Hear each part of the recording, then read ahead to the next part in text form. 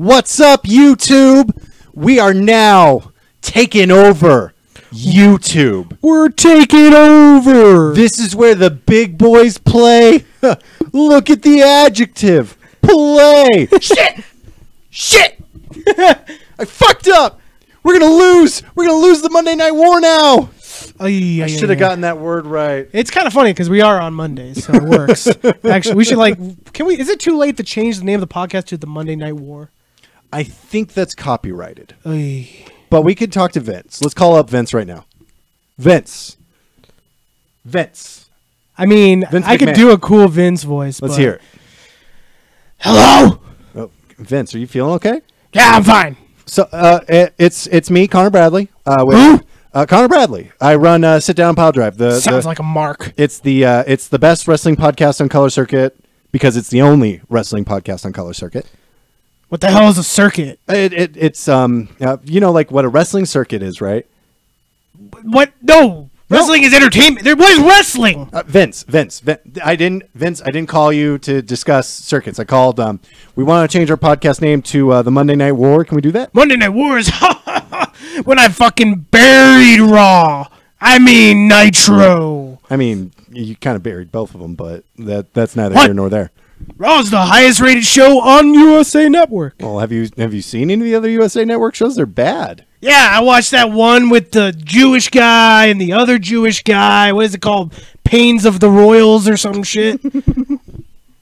What was that USA show I pitched? Oh yeah, you said brothers-in-law. Oh yeah, one is a cop, the other his brother, his sister's, his wife's brother. Together they're brothers-in-law. Yeah, that's great. Fuck the USA Network. Oh, it's fine. It's fine. It's okay. Welcome, guys. It's our first episode on YouTube. We decided to make the switch. We decided to jump ship, jump brand. You can call us Lex Luger. Yeah. So We just need puffy shirts and. I don't want to be the pirate. I don't want to be a pirate. So this is what YouTube looks like, huh? Yeah. That was what it's. It's like when someone debuts on Raw. It's just like they have to come out all like. Oh, let's our in the audience of NXT faces. They're like. I'll do the Matt Riddle. All right, so enough bullshitting around. Yeah.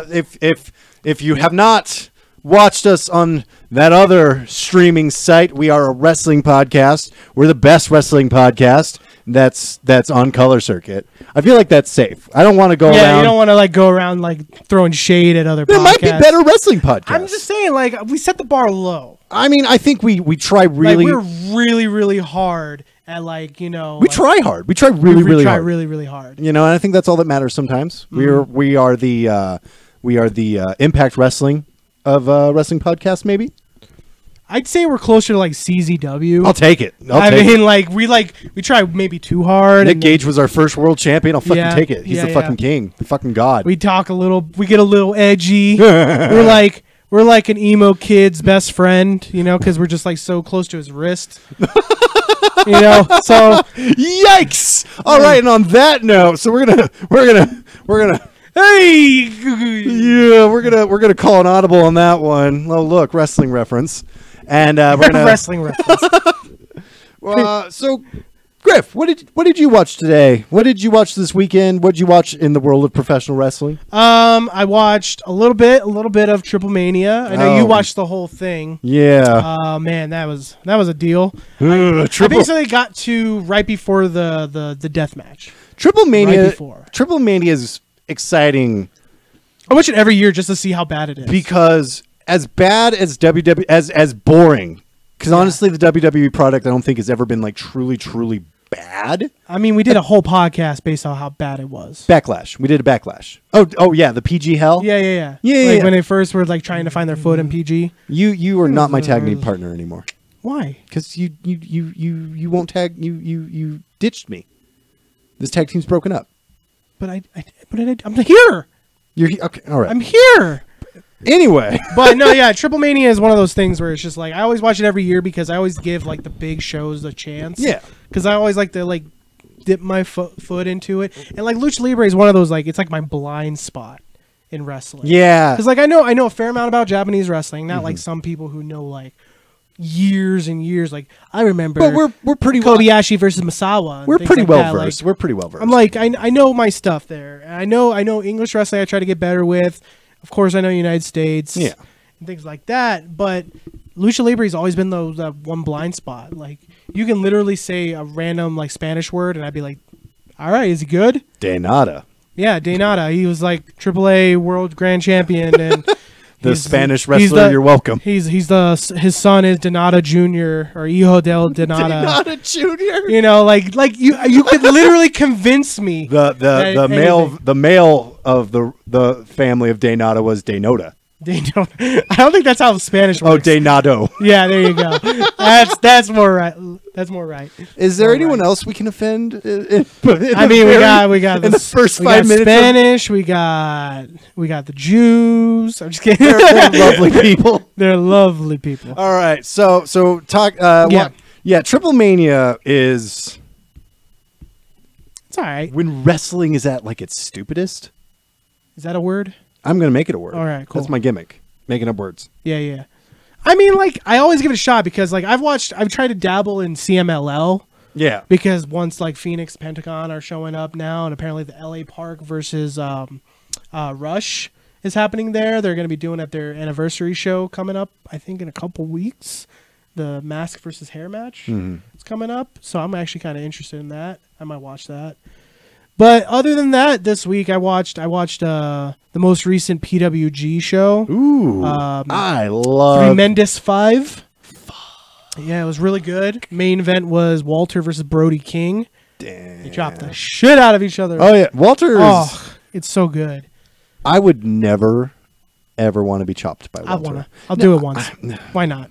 Okay. It's a chop. All right. So, walk me through your chop. My chop? How do you get chopped? Oh, getting chopped. How do you get chopped? I just kind of let it happen, man. You know. No, I mean, It's okay. like, all right, do it. So- and then it'll hurt, and then I'd be like, ow, and then I walk away. So here's what happens. All right. Walter gets me on the ropes. Okay. So the audience is like, oh shit, he's about to get chopped. Then Walter does the shh thing, and the audience like they all shush each other. There's like a few like extra shushes, you know, because the audience doesn't get it quite yet. Yeah. So then they're silent. He unbuttons because I'm wearing flannel because that's the kind of wrestler. That's the He just wrestler wears I flannel am. Everywhere. That's the wrestler I am. All right. I'm ashamed of my body and I need to hide it, even as a wrestler. And then he just unloads just the loudest overhand chop he can do, and I do the oh, and I stumble. I don't think you're gonna choose how you're gonna react. I think you're just gonna react. Oh, you think he's just gonna chop It's the just shit gonna out of me? hurt, and you're just gonna go. I am a fucking professional, and I will sell the move even though it fucking hurts. As Mike Tyson once said, Yeah. everybody has a plan until they get chopped in the chest. Okay, chop me in the chest. Oh God! There, see? Nailed his Exactly. But yeah, and it was a great show because I think it had Joey Janela versus I'm trying to remember now. It was Joey Janela versus Marty Scurll versus Matt Riddle. Ooh, That was good. He broke his toe. You know how he does the finger snap? yeah. He did it with his toe. That was That's pretty like cool. That's like. Do you think Matt Riddle's gonna have to like wear shoes in the WWE? No way, dude. They let Rusev not wear shoes forever Yeah, but now he's wearing shoes. because he broke his foot. Matt Riddle hasn't broken his foot yet, so he's Yet. good. Yeah, true. So Matt Riddle, if you're watching Sit Down Pile Drive, we Don't know break it's your your foot, man. we know it's your favorite wrestling podcast. Yeah. Bruh. Bro, man, those two bros are so broy. I love bros, man. Bro. If you break your foot, it's this guy's fault. It's my fault. You cursed him. I cursed him. You cursed him. I don't believe in witchcraft. Oh man, Aleister Black. Oh, but I do like Aleister Black. Love his theme. Like if it was just his theme, like Incendiary, dude. yeah, Like, Aleister Black could suck, but every time his theme comes out, I'd just be like, oh shit. yeah. He's just like, whatever, totally good. Bob, Yeah, whatever, we will never be equal. yeah, dude, it's dope. Yeah. So good. It's so great. All right. So what else? So Matt yeah, Riddle. I know Joey Janela fought someone. I can't remember. Joey who. Janela's so good. It was Pentagon Jr. versus Ray Otis. Fantastic. That hardcore luchador guy. Pentagon Jr. Yeah. I was like, what are you talking about? Oh, got it. Yeah, and it was David Starr. That's who Joey Janela faced. Fuck! He faced David Starr. I am grumpy. I missed that. Yeah. It was great. David Starr is fucking... Oh, no. It wasn't. It was Dalton Castle faced David Starr.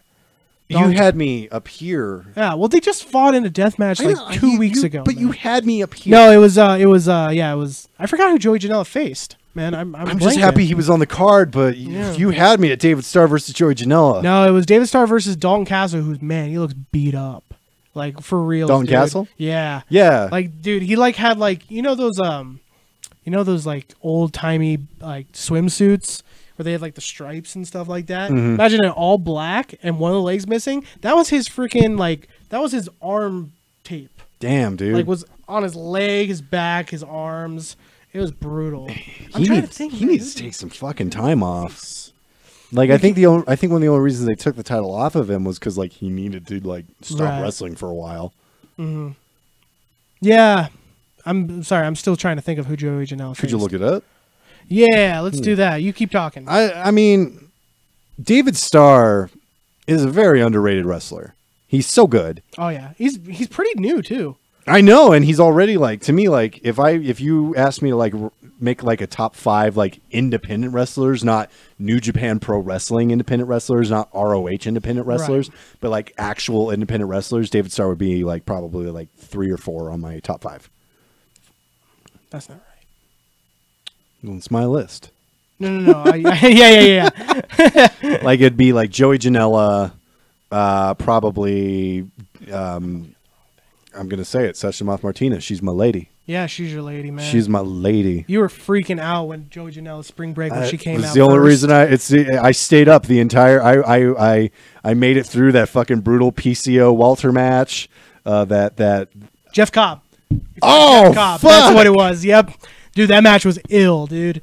As the kids say, ill. Jeff Cobb is like next on the list of people going to WWE. Oh yeah, dude. But he just debuted in Ring of Honor. So, and you know why? Because I can't confirm because I didn't finish it, but I think he won that Dojo Pro. Yeah. And the winner got a shot at the television title. So I bet you that's why.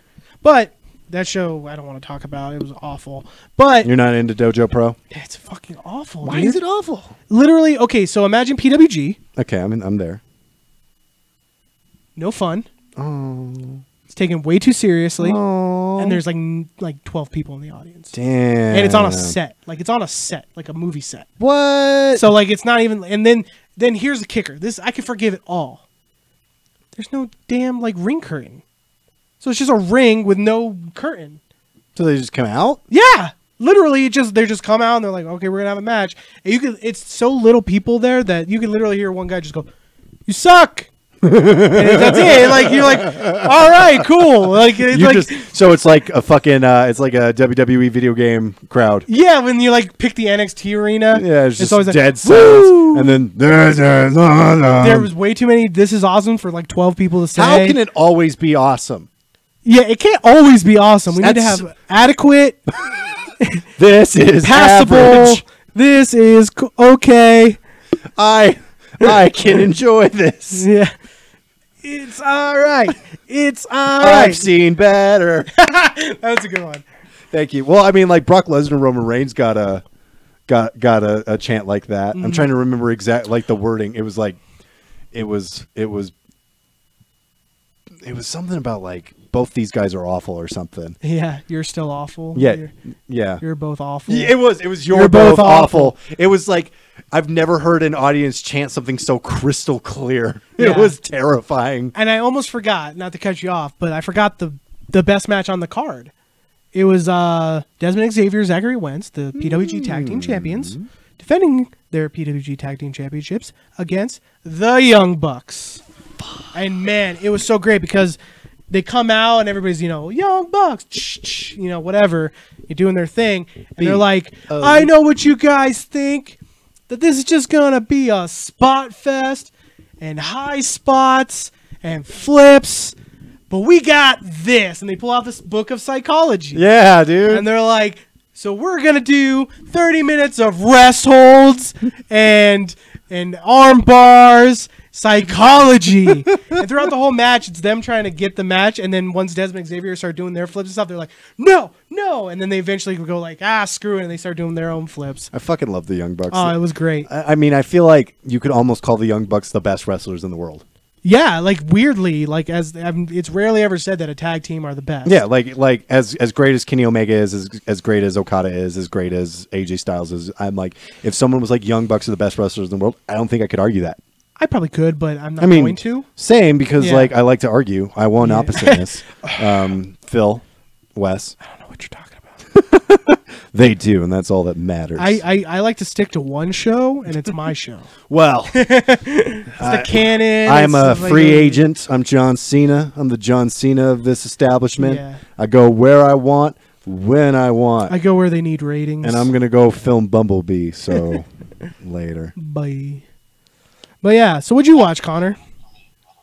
I watched, so ROH had they uploaded on YouTube the full match between Adam Cole, Roderick Strong, and versus Red Dragon. Way to steal a joke. No, it's Red Dragon. Red Dragon. To Dragon again, as Stephen Larson call it. I'm stealing their bit, but right. I love, and I fully have admitted that this is essentially a ripoff of Going in Raw. Don't sue us. No. I love Stephen Larson. If anything, have us on your podcast. Yay. Yeah, there we go. No, so I watched that match. It was a really good match, and it's crazy to think that all four of those wrestlers are in the WWE. In the same faction. In the same faction, doing very well for themselves. Yeah. I think, like, Adam Cole, baby, was always going to go to the WWE because he has so much charisma. It was happening. But, like, I think, like, a lot of us, I don't know about you, but I think Roderick Strong was like a huge surprise when they signed him. Mm-hmm. Like, it made sense, but it was still like, wow, good. Yeah, Roger Strong, man, he's like, if you go from a technical aspect, Roger Strong's probably the best wrestler. I would say Kyle O'Reilly was also a surprise for me. And to an extent, Bobby Fish. Bobby Fish was the surprise for me. But I thought they were going to leave him and then bring Kyle O'Reilly as the babyface to Adam Cole's heel. It's just so crazy to think that these four guys were so important to ROH and their development, and now they're all killing it on NXT. But it's funny because everybody said the same thing when like Steen and Generico and Bryan and Black, Tyler Black. I think we're in a different era now because ROH is not the same ROH it used to be. True, but another thing I watched this week. I watched the Ring of Honor United. Mm-hmm. I watched the third night. I didn't watch all 3 nights. I didn't have the time. But I watched the third night because they had the Young Bucks versus Jody Fleisch and Johnny Storm. You can't. I'm like, come on, man. If the Young Bucks are there, I'm going to watch No, but do you know who Johnny Storm and Jody Fleisch are? I feel like you're going to tell me. They're literally, everybody has ripped them off. Think of every high flyer that you've ever thought of in the last 15 years. Okay. Jody Fleisch created it. Damn. Johnny Storm created it. Damn. Yeah. They basically kept the British scene alive, and they were like big staples of like that. Remember how I would tell you about like CZWs? They would do that thing where they would have all their death matches, and then they would have like super insane, no psychology, awesome, high-flying matches. Like if you look up like a CZW highlight video, it'll be like the first half is all blood and gore, and then the second half is all like these dumb Combat moves. Zone was such a fucking train wreck. Yeah, but it was awesome. Like, for a train wreck, but yeah. But it was great because Jody Fleisch and Johnny Storm, they would do these cool, like, they do flippy mixed with like the British style and stuff like that. And they're huge legends. And I didn't even know Jody Fleisch was still wrestling until I saw him at GCW a couple months back. I love GCW. Yeah, I really wish High Spots. GCW is literally CZW. I wish High Spots had GCW. Oh yeah. Because I'm like, I don't have the money to pay for Fight Network. Yeah, I know. But like, I want to watch their stuff. It's got my man. It's got the King, Nick Gage, and he's also in Beyond. Murder, Death. But that's also on Powerbomb. Hate Club, gang affiliated.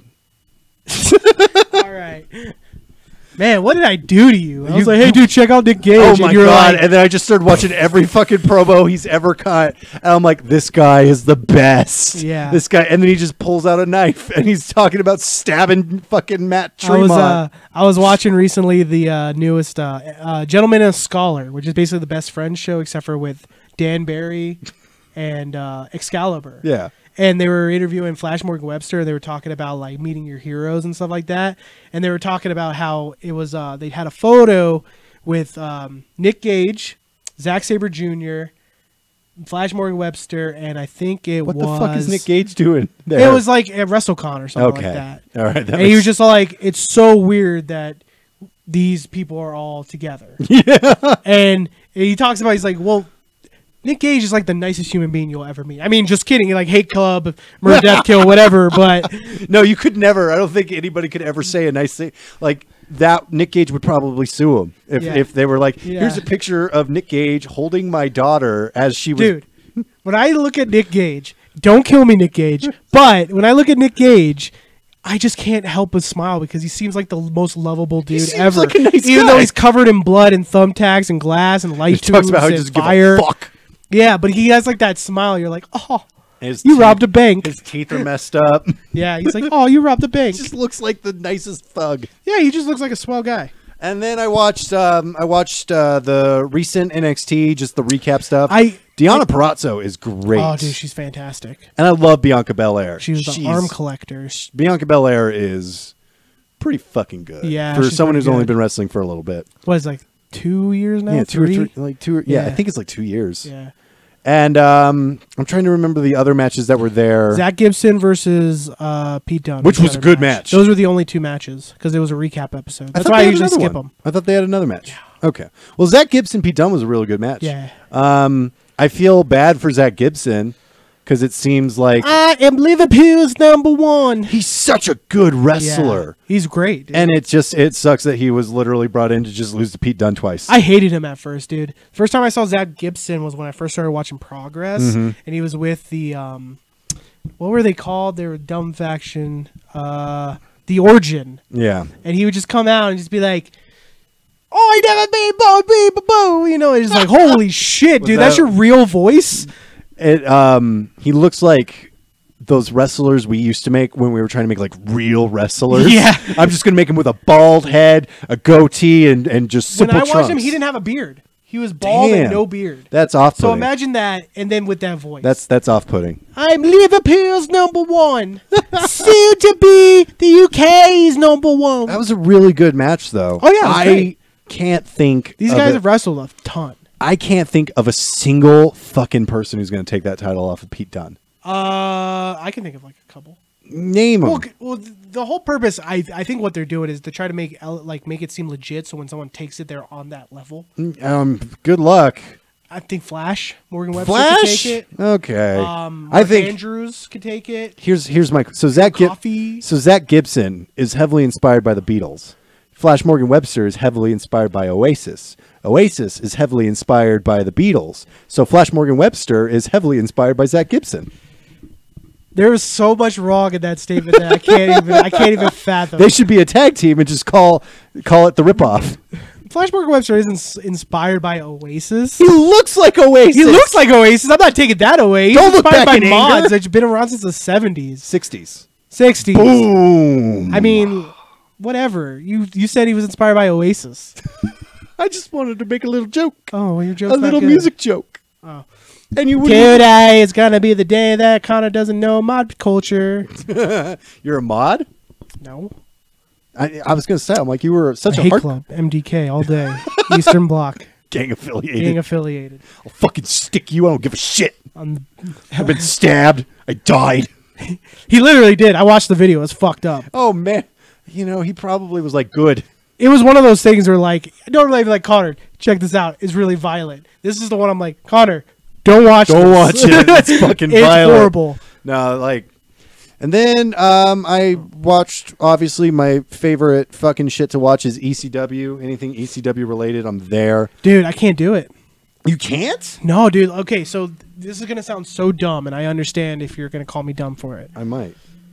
I can't go back and watch the TV of ECW. Oh, it's bad television. No. The TV is fine. Like, the actual product mind. is fine. The music. There is no more, like, Oh, yeah. music, and that's what that was 90% of ECW. Well, I mean, I was don't- mixing the music with the characters, and without the music, it's literally just Oh, dude, trust me. good wrestling, I guess. Trust me. So 2K14, Yeah. as much as I don't like the video game, my universe is great. All of the wrestlers come out to these great songs that fit the universe. 2K16 where you can't upload your own music, I'm significantly less invested in my universe because I'm just coming out I'm coming out to Cactus Jack's theme, and that's as good, and that's about as invested as I get. Is like, well, at least I have Cactus. I just Jack's come out theme. to Aleister Black. You are never truly good, and we will never be equal. Every time. Every time. All right, so let's dive into some wrestling news. There's not a whole lot. It's been kind of a slow. Neville's free. Neville is free. Some part of me feels like, I know you don't feel this, but part of me feels like he might go back to the WWE at some point. No, not a chance. Not a chance. You do not swipe Vince McMahon and get away with it. I can think of so many wrestlers who have that. Name 15. All right, maybe not 15. Hulk Hogan.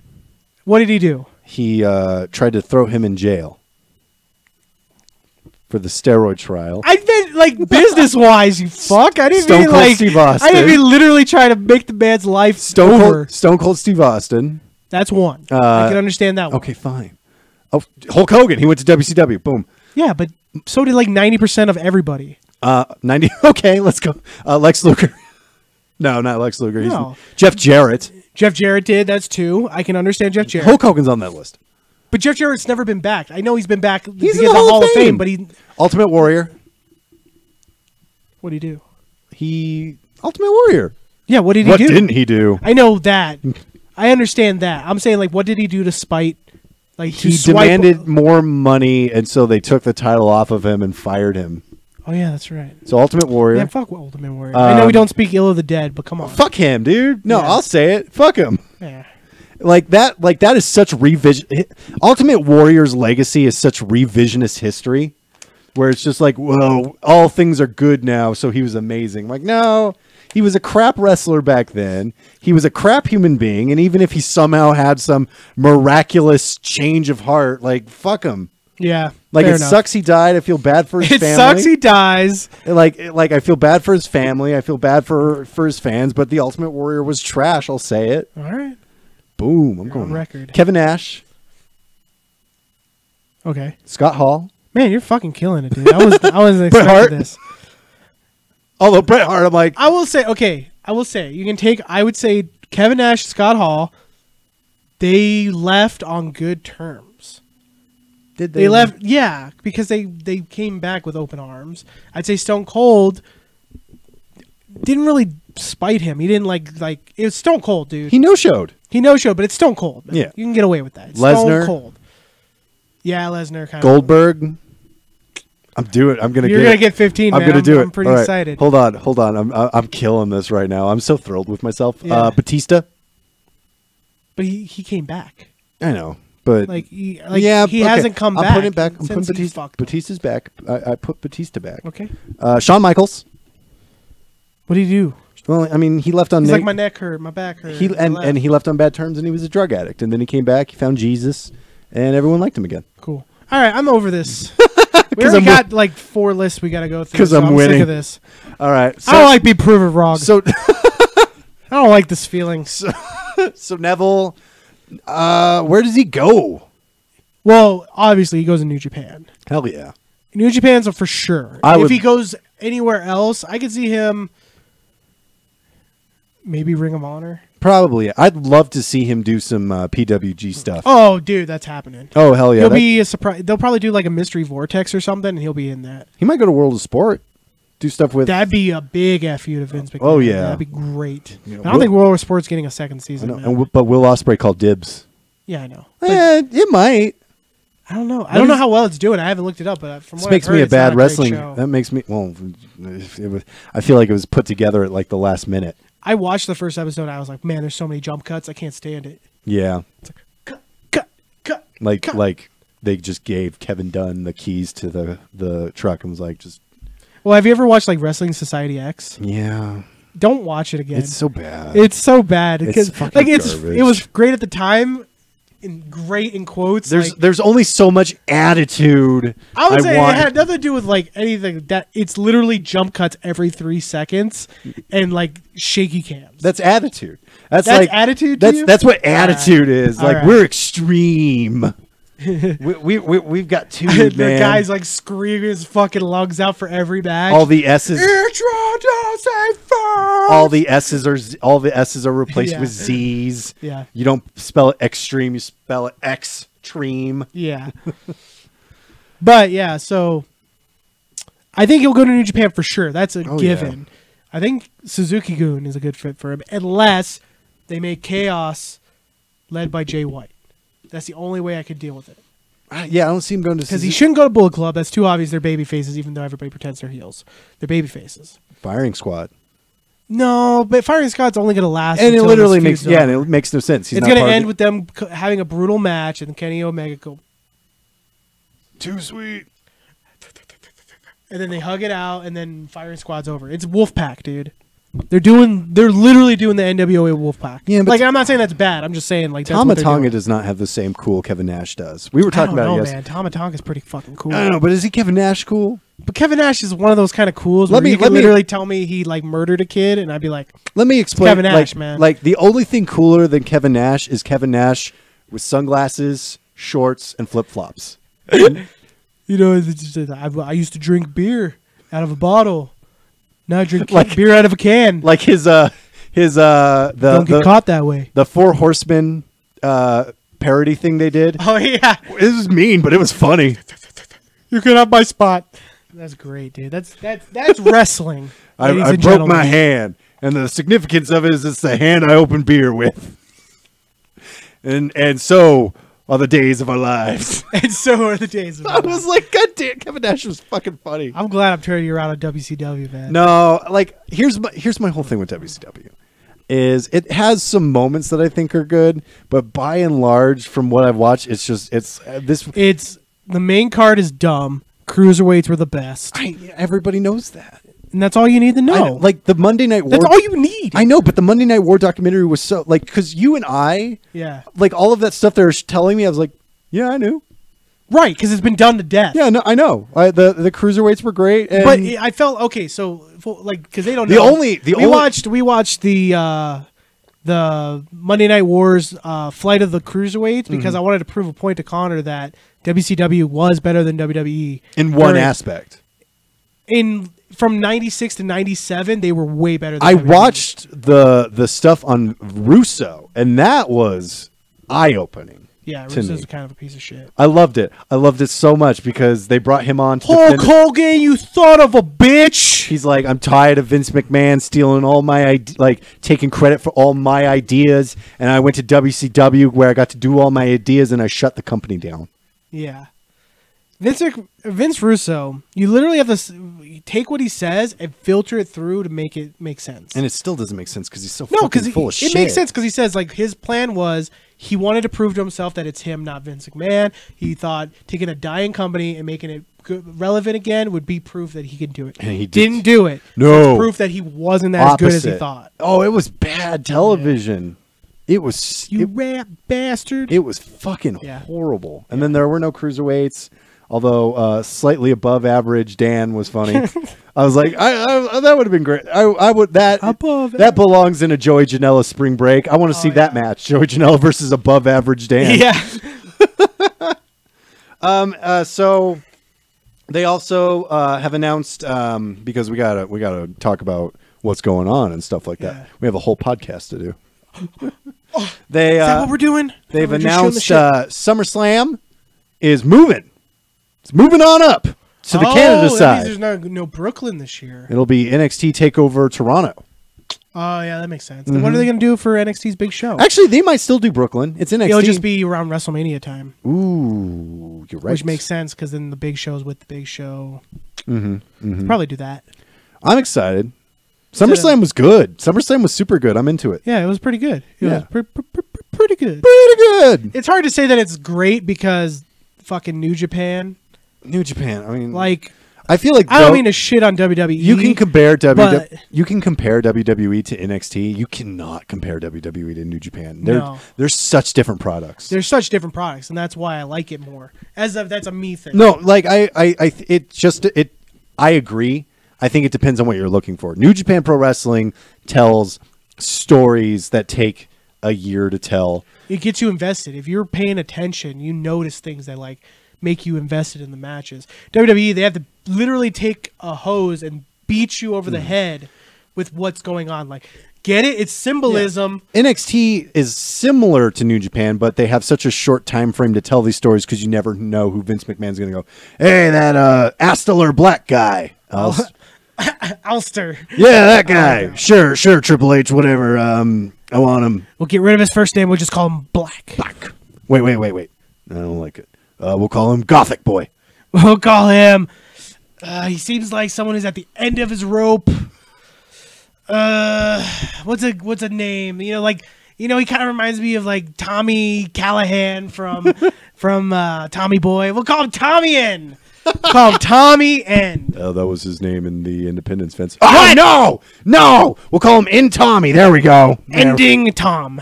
Thomas Ender. There we go. They should have called this finisher the Tommy End. That would have been fucking cool. It would have been like, what? That Biff Busick guy. I want him named Oni Lorcan. I mean, you're going from a dumb name to another dumb name, so I'm not heartbroken. Yeah, but Biff Busick's. But what's an Oni? I've never met a person named Oni. Biff Busick is fine. Oni Lorcan is not. Yeah. Like Cassius is fine. His last name. Oh no. Oh they should have called no! Cassius Hero. That would have been fucking sweet. I told you. Yeah, I told you that. Yeah. I'm saying Cassius like, Hero would have been coming great. around, man. Proving me wrong more often than you think. You're mad. Don't be so salty. No, I'm humble.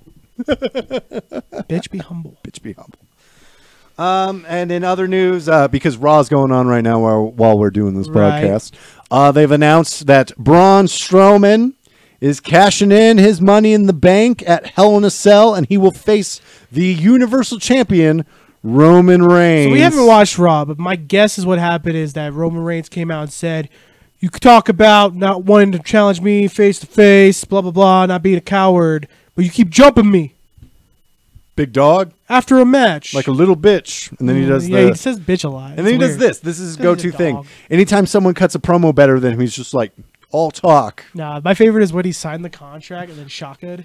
That was like my favorite Roman Reigns. Roman Reigns could be cool, but they just don't do it. They just don't do it with him. Shaka bra. If Roman Reigns didn't give a shit, Roman Reigns would be such a better wrestler. Oh, yeah, dude. 100%. He cares too much. He really does. But, yeah, I'm guessing he just was like, you keep jumping me, and that's why I have my Shield brethren here. And he's like, oh, your brethren get in a cage and Hell in a Cell. Yeah. Oh, my dark horse in the women's division was in a match, Dana Brooke, and she just lost to Sasha Banks. So and good. I mean, like that's literally like there's three rules in life. I'm sorry. I'm just Death, happy. Taxes, and Dana Brooke loses. Like straight up. Like I just want nice things for her. Her boyfriend died. Oh, sad. She deserves it. She seems nice. She does seem nice. I'm just saying, like. Once Emma's gone, you're just kind of like, right? Dana Brooke. And Charlotte doesn't need you anymore. And are we doing a challenge? You're okay. You're okay in the. You're okay. You're just okay in the ring. You want to challenge me? Yeah. Are we doing a book challenge? You want me to book Dana Brooke to win?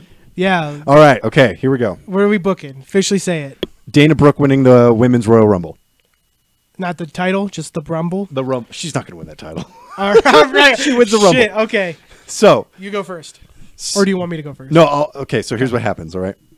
Final three, but there's only two women in the ring. So Dana Brooke gets like a Santino moment where she gets in the ring, like she does her flex thing, and then Lacey Evans hits her with the women's right, knocks her out, but she doesn't go out. She doesn't fly from the top rope. She rolls like underneath, you know?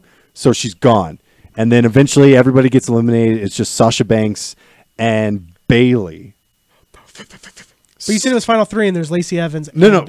She was already out? Yeah. Okay, cool. So Bayley eliminates Sasha. Everyone, it's this, oh my God, Bayley. Her music starts playing and everything, and then Dana Brooke just pops out. And everyone's like, Dana Brooke never got eliminated. She tries to get Bayley. Bayley, is like, no, gets her for the Bayley to belly suplex. Tries to suplex her over the rope. Dana Brooke holds on, and Bayley goes flying out of the ring. Okay. And through just sheer dumb luck and a little bit of ring awareness, psychology, Dana Brooke wins the Women's Royal Rumble, and then Bayley challenges her the next night, and she loses it. Okay. Dana Brooke loses her chance to go to WrestleMania the next night.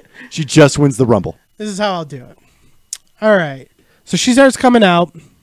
You know, she does her little thing. I'm smart, whatever. I don't care. At one point, someone's like, oh, yeah? You think you're so smart? Why don't you challenge me to a match? And it's Nia Jax who's saying all this. She's like, you think you're so smart? Why don't you put that brain against me? Be a star. You know, like, use your brain to beat me. Dana Brooke picks her up and throws her off the top rope. Okay? Just think about that. I like it, but I'm No. But this isn't the match. This is leading up. This is like 2 months out. Then it cuts in. She starts showing off. She's like, you know, everybody keeps saying how smart I am, but look at these guns. Like, she's like talking about like how muscle she is. She's like all muscle. She's like, I am the strongest diva. Or I guess they don't call them divas anymore. Strongest women in this division. You don't understand. I am strong. Brain. It's just a side effect of my brawn. You know? And like, it sounds funny because I'm saying it, but like, this is dead serious. Yeah, no, I got you. She's super dead serious. So leading up, you have like 3 weeks of squash matches of her but she always ends it the same way. She picks people up over her head and then just chucks them out of the ring. People are like, oh, and they're like kind of brutal. And she picks it up, throws it in the ring, pins, does her Michinoku driver or whatever, the Metalik driver. I think it'd be fucking awesome if she made a gorilla press slam. All this time, Apollo Crews is with her because he does that. And he starts telling her, he's like, yeah. And they're like showing them working out together and it's all this stuff. And like, he's basically like her coach, but she's kind of like getting more evil. Like Braun, like the Braun is making her like kind of a bitch, you know? Yeah. Leading up, 4-way, they do the like, oh, she's going to be in the match. She comes out, say 20, and she just chucks people. Like 5 people, like, huh, huh, huh. Out comes Nia Jax. We haven't seen her in a while. She got chucked out of the ring by fucking Dana Brooke. She had to. It wasn't like oh my god, she put her over her head, but it was like she chucked her out of the ring. She was do a storyline that Nia Jax just felt so humiliated. Yeah, she was so humiliated she had to get away. Nia Jax starts chucking people. They're both just chucking people out. These little girls are getting thrown by these 2 behemoth of muscle women. I like it. And it gets down to the final 3, which will be Nia, I'll say Asuka, and Dana Brooke. Nia Jax gets thrown out by Asuka with an arm bar. And then Asuka gets in. They have like a knuckle lock kind of thing where they're like kind of feeling each other out. And it goes on. They have a couple strikes. But every time Asuka strikes, it's hard. But every time Dana strikes, it's powerful. So it's not about stiffness. It's about power. I don't like this. And then she gets her in the armbar on the outside, like she does sometimes, or the armbar over the rope. Dana Brooks just muscles her like this, picks her, and like just chucks her over. I don't like it. It's wrestling, bro. I know, but and then she goes out. Why and is it she's got to like, be Asuka? I am the alpha female here. Like I am the strongest woman. No one can fight me. Out comes Charlotte. Charlotte's like, you think you're strong? I'm a gymnast. You want this? You want this? And that's how I do it. So I like it, but here's the thing: is you're talking about doing a complete character change. But it wouldn't be like, oh, no, I'm strong. It's one of those things where like her being a face is kind of like her being smart. Yeah. And then being a heel is her being strong. Right. No, I got And she's realizing she's getting more victories because she's been losing as a face. You're telling a New Japan story in the WWE world. It's like 2 months, dude. I know, but it's like you're telling a. What do you want to do? What do you want me to do? I want to win. You're telling. I'm the winner. You're telling a deep. Can we just say I won? No. This is WWE we're talking about. WWE, it would just be that she like tripped and fell and won. Like when like B team style, or like when we talked about Zack Ryder defeating the Undertaker. Oh yeah, that's great.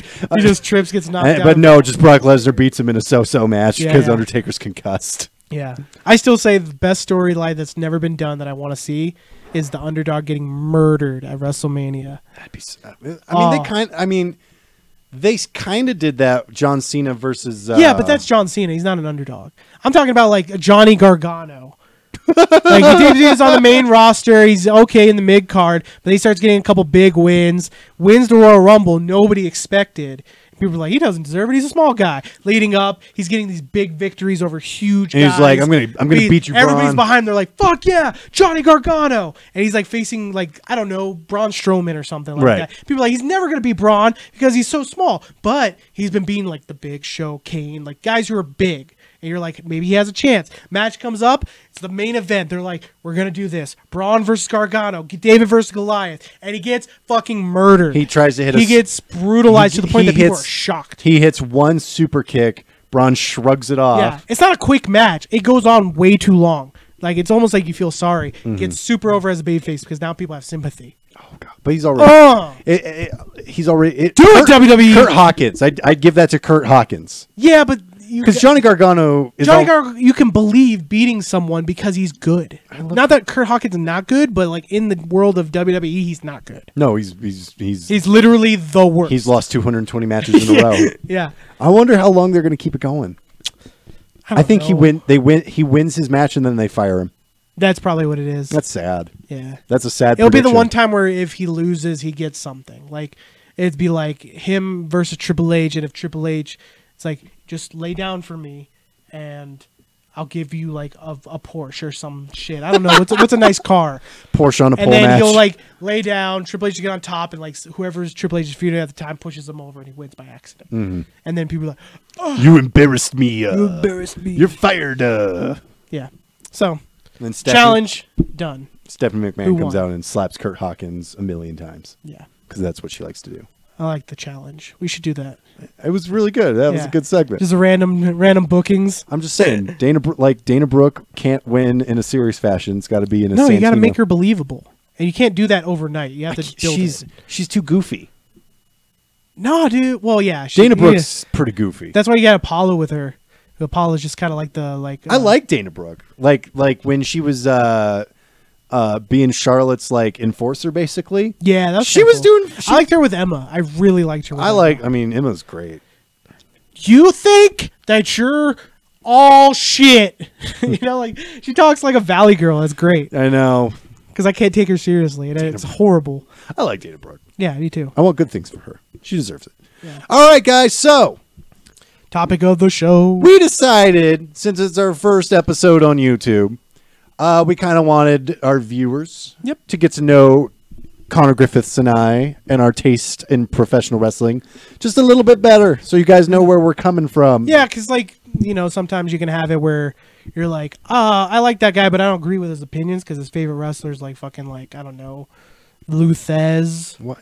Yeah, but that, you know, like I'm like, Luthez, nobody's favorite wrestler is Luthez. Luthez invented wrestling. No. Yeah, he did. No, there was no wrestling, and then Luthez came along. There was the Goldust Trio who invented wrestling. It was Luthez. It was like Toots Mont and that's just your opinion, man. Name. All right. So we thought it'd be a cool idea. We list our favorites, not best favorites of all time. Of all time. We combined our lists. So if we get new viewers and they want to know what we're all about, we can kind of tell you what we like and what we kind of look for in wrestling. Yeah. And we decided to give ourselves 2 honorable mentions each because we wanted to have one consistent list. But then we have our own. Yeah, but then we have like our own personal favorites and stuff like that. Do you want to go first?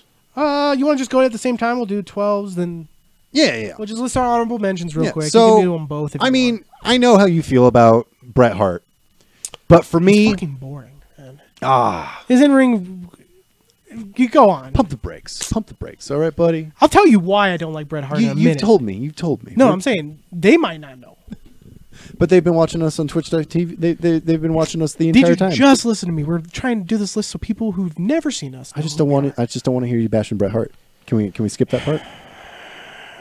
Don't you know that wrestling is, I was just going to shoot my brains out from a character's perspective. I was gonna stand over. No, Bret Hart has... I'm kidding. I don't hate Bret Hart that much. I gotcha. I just don't care. So Bret Hart to me, like when I first started watching like professional wrestling and I started getting into more of the history of professional wrestling, like one of the first DVDs I ever bought was Greatest Stars of the 90s. It was hosted by Taz, of all fucking people. Taz, man. It's also funny because like, that was also like they really tried to like upsell ECW. Like anytime they talk about the Monday Night Wars, they're like, ECW was in that. No, they were the inspiration. Yeah, but it was like you had 3 wrestling programs competing against each other. No, There was 2, and then ECW existed. And ECW happened to be there. So one of the guys they talked about was Bret Hart. And I had always heard about Bret Hart. Like, I was familiar with him as a person who's existed for 20-something years. But I never really understood his stuff until I started watching like old 90s wrestling, and I started watching Bret Hart stuff because I like Shawn Michaels and I like Stone Cold, and their stuff is so synonymous with Bret Hart. And I started following his story. I studied the Montreal Screwjob. And I don't know who the person in the right is, but I feel like Bret Hart's mostly in the right. Yeah, but he wouldn't give up a fake title to a fake promotion. It was a matter of principle. In his hometown. It was a matter of principle. From a character perspective. Yeah, it was a matter of principle. Okay. So I've always enjoyed his matches. Like for me, I love professional wrestling. Yeah. I love the art form. I love the storytelling. But when you make me feel like I'm watching an actual sport happening, man, that is some good shit right there. Yeah. That is some quality. Like if I'm this should be on ESPN right now. I will give Bret Hart the credit. He's all about safety too. Oh yeah, that's his thing. He's you're not doing wrestling right if you're getting hurt. I can't think of a single wrestler he's ever injured. Goldberg. Just kidding. It was the other Goldberg way around. injured him. It was the other way around. Ended his career. Right. I don't know what I Goldberg said will not be on this list. What about you? One of my honorable mentions. I have. All right, we'll kick this off. We'll go with Raven. Fuck yeah, dude. So let me nail this down. So with my list, I try to get a little more eclectic so I can understand what I look for in wrestling. Who are my favorites? Raven is the most underrated wrestler of all time. I would agree. Because this guy, he could wrestle anybody. He can wrestle a technician like Chris Benoit or Eddie Guerrero, Dean Malenko, but he could also wrestle a death match with Sabu and Terry Funk, and he had the best storytelling in ECW. He was the reason why I watched ECW. Oh, his feud with Tommy Dreamer is to me one of the top 5 best feuds of all time. And he pretty much was the cornerstone of ECW. All storylines kind of revolved around Raven once he showed up. Mm-hmm. Because if you look at every big feud that has happened, besides maybe Sabu and Taz, all of it lynches from Raven. Tommy Dreamer and the Sandman. Well, that came from Raven saying he's not he's trying to prove that he's hardcore kind of thing. You have Stevie BWO was an offset of Raven's crew, the Raven's Nest. And he had this psychology and the best promos for that era. His promos were so good. He made you believe what he was saying. If you think when you think of great ECW moments that don't involve Taz and Sabu or Rob Van Dam, most of them involve Raven in some capacity. Yeah. If you're thinking about the greatest promos in ECW, you think about Steve Austin. Mm-hmm. You think about Mick Foley. Fuck yeah. Kane Dewey. That's just a phenomenal. Kane Dewey is the greatest promo I've ever heard. Yeah, it's great, dude. And then you think of Raven talking about how Tommy Dreamer used to pick on him in school. Mm-hmm. Those are the 3 that you talk about. The moment when Tommy Dreamer won the ECW championship. Yeah. And Raven at first is you and I aren't friends. You picked on me and we don't get along and stuff like that. And then finally he puts it aside and they hug it out in the ring. Yeah. Oh my God, that spoke to me. Yeah. And then Just Incredible came in and fucked them up with a kendo stick. That's ECW, my friend. ECW did not like heartfelt moments. Yeah. But also, I was thinking more of when Raven returned from WCW to take out the Dudley Boys who had the tag team titles because they were leaving for WWF. Raven was such a good character. He was great. He was a great muse for Paul Heyman. Oh, hell yeah. And he came out to Offspring, so that's a plus. Which one? It was come out and play. Fuck. Damn.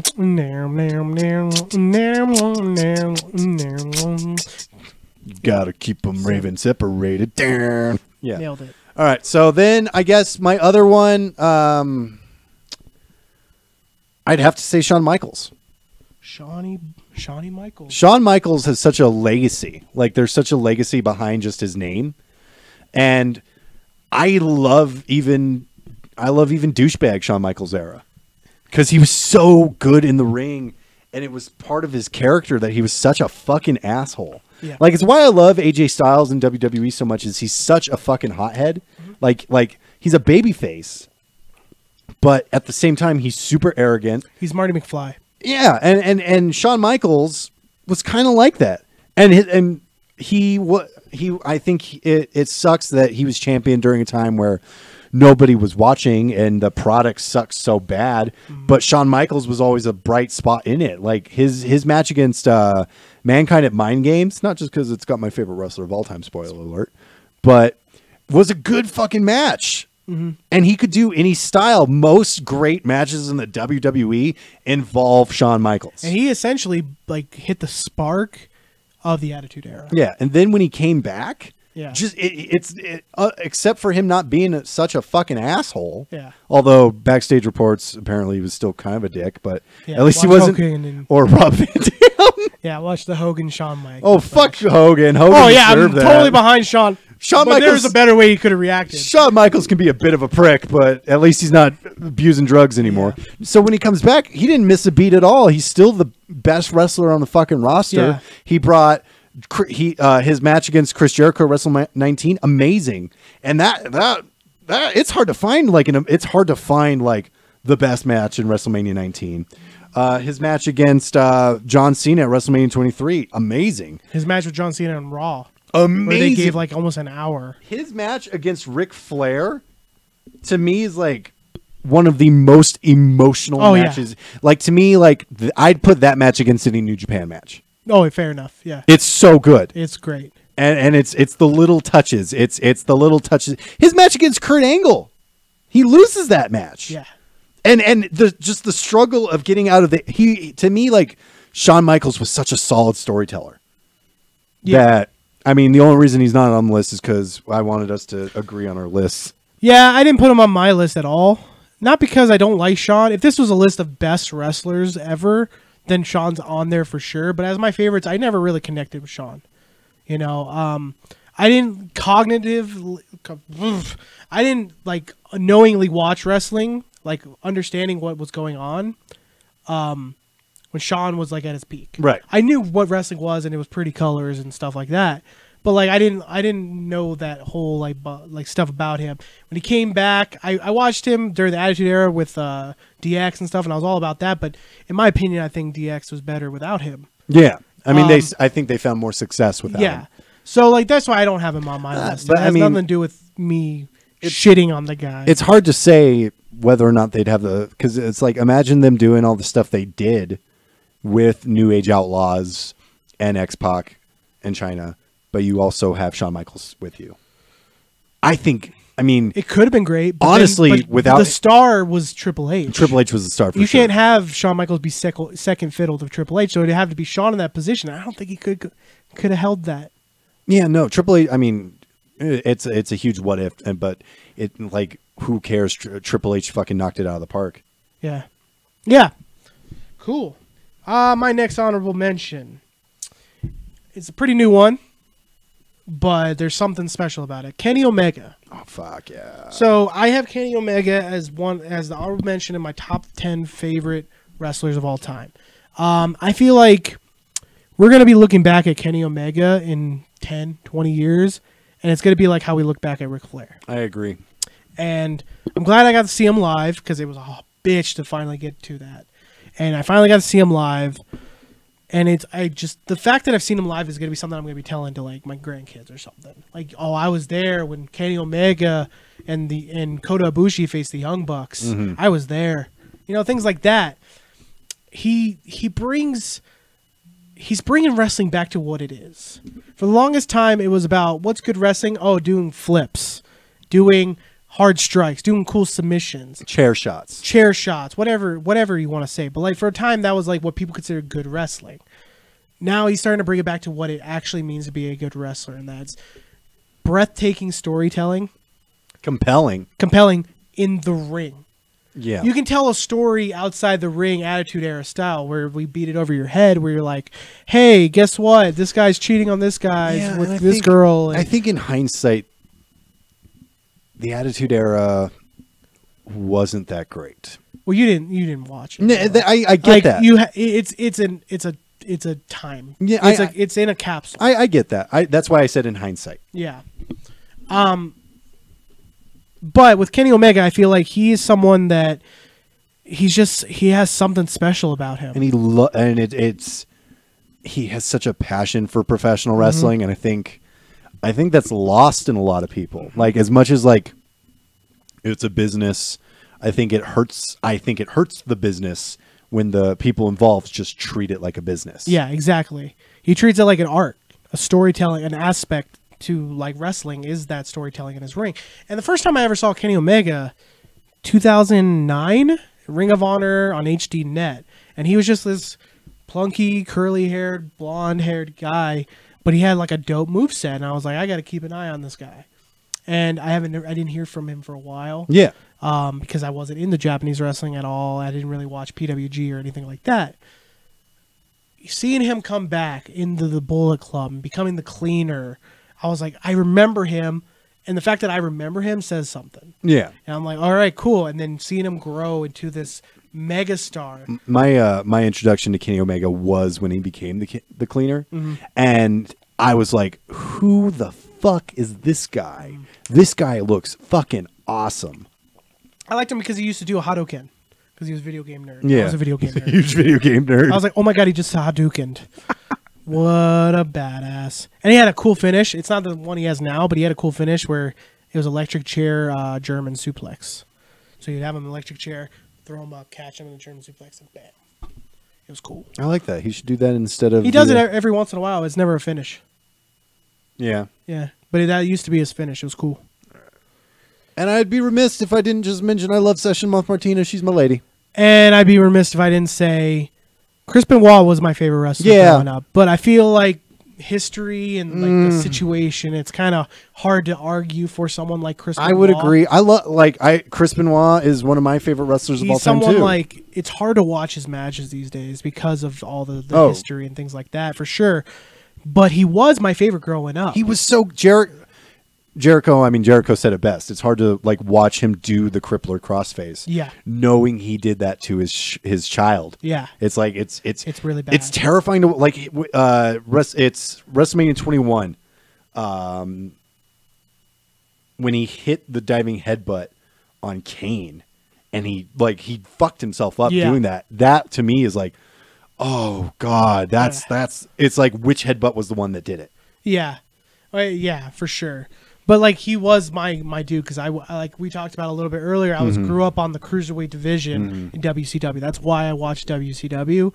See him get his success. It was a amazing moment seeing him win that title.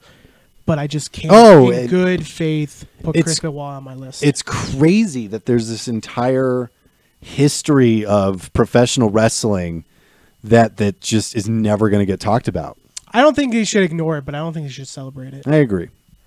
So, like, if something involves Chris Benoit, just say Chris Benoit. But don't be like, Eddie Guerrero, Dean Malenko helped create the cruiserweight division. Come on, man. I feel like the fact that they have like his stuff on the network is like okay. But you can't search it. No, you can't. But you know, if you're better than others. The only thing they don't have is his tribute episode. Which is a great episode. It's sad and it's super shitty to watch. I'm gonna look for the next night's ECW episode. Just hearing freaking CM Punk talk about how he was supposed to wrestle him and how he was looking forward to it. It's like, fuck, man. All right. Why'd you have to go kill your family, man? Speaking of which, let's go. Let's get to our list. Number 10. Number 10. We decided CM Punk. Oh, wait, I thought we were doing our own 10. No. We combined our lists. Oh, gotcha. Well, in that case, there's a lot of people I missed. So there's like Bruno Sammartino, Jushin Thunder Liger, Rob Van Dam. I put John Cena on my list. John Cena. Yeah, that's pretty much it. Because if I'm being honest, when I think of like John Cena, to me, I mean, we did our first episode ever. We complained a lot about John Cena, and I think in the last like 5-6 years. He's really turned it around. John Cena has come around, and John Cena, like, I feel like the last 3 or 4 years we've watched his best stuff. Like, he just knocked it out of the park. One of my favorite matches is CM Punk versus John Cena at Raw. John Cena versus Cesaro. Yeah. And John Cena flat out, like, brought Cesaro out to tell him, like, you deserve a good spot. Keep your head up. You deserve it. I mean, you know, for all of the negative things we can say about John Cena that are true, at the same time, like John Cena goes out and just does his job. It sucks that sometimes, you know, he doesn't use his "I'm John Cena" to, like, you know, help a dude out, but. And for me, Bruno Sammartino, he literally created the babyface. Oh yeah, like there were good guys and bad guys, but to have someone that like people actually cared about to win, there's a reason why he held the title for 8 years. Oh yeah, it was because people were behind him. He sold out Madison Square Garden. Yeah, it wasn't anybody else. It was him. Mm-hmm. And I mean, when he lost the title to Nikolai Volkov, yeah, people were pissed. Yeah, and not in a good way. No, we're not like fuck you way. Yeah. All right, so number 10. 10. Well, you can't do it that way. Yeah. 10. 10. 10. 10. 10. We can use it. Ty Dillinger's not on TV anymore. Yeah. So my leg hurt. Is that what he hurt? His leg? I don't know. Does it matter? No. CM Punk. CM Punk. Now, it is kind of hard to be a CM Punk fan lately. Yeah. He makes it harder and harder every day. I don't care if he comes back to wrestling. That's fine. If he never wrestles again, good for him. I, as a fan, am not going to be offended. I need closure.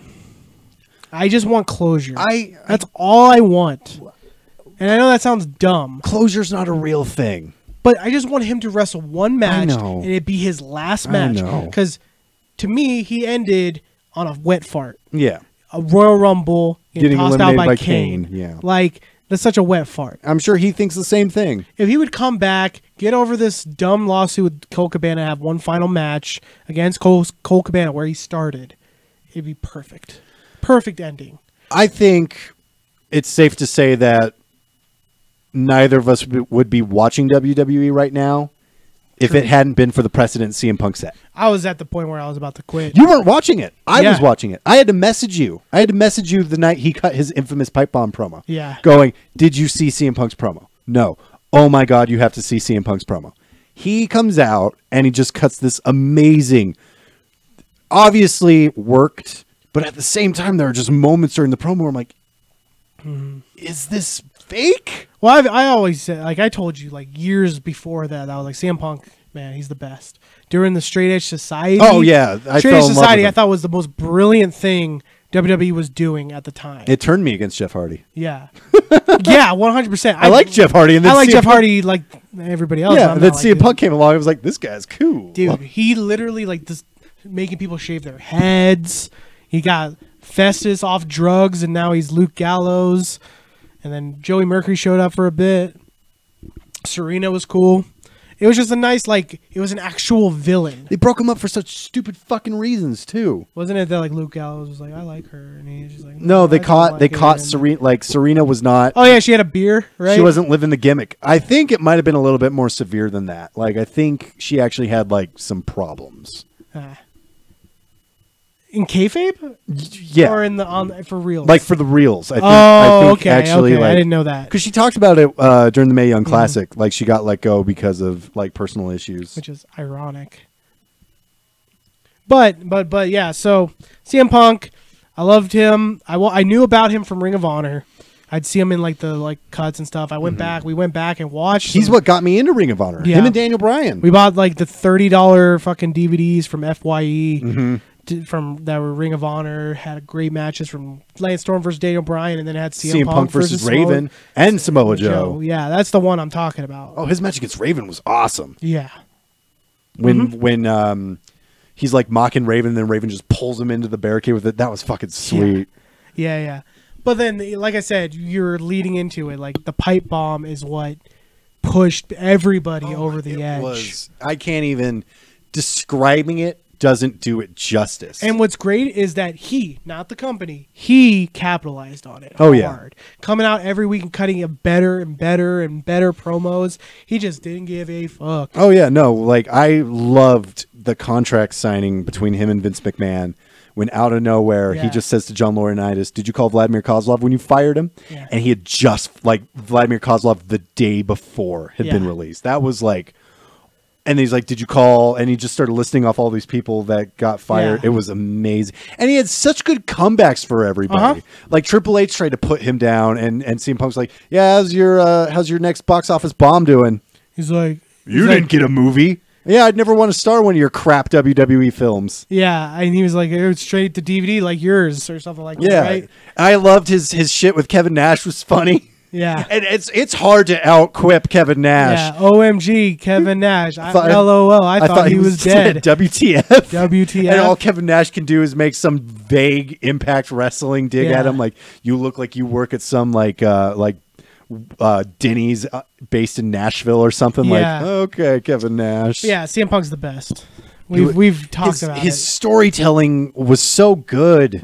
I can't think of other than the matches with Ryback. I just thought of a bad one. I can't think of any bad CM Punk matches. Oh, he's had them. I just can't. Like him and Randy Orton wasn't that great. We thought it was good because it was the only. No, it was good. Match. It was the only okay match on that card. Story wise, it made no sense. Yeah.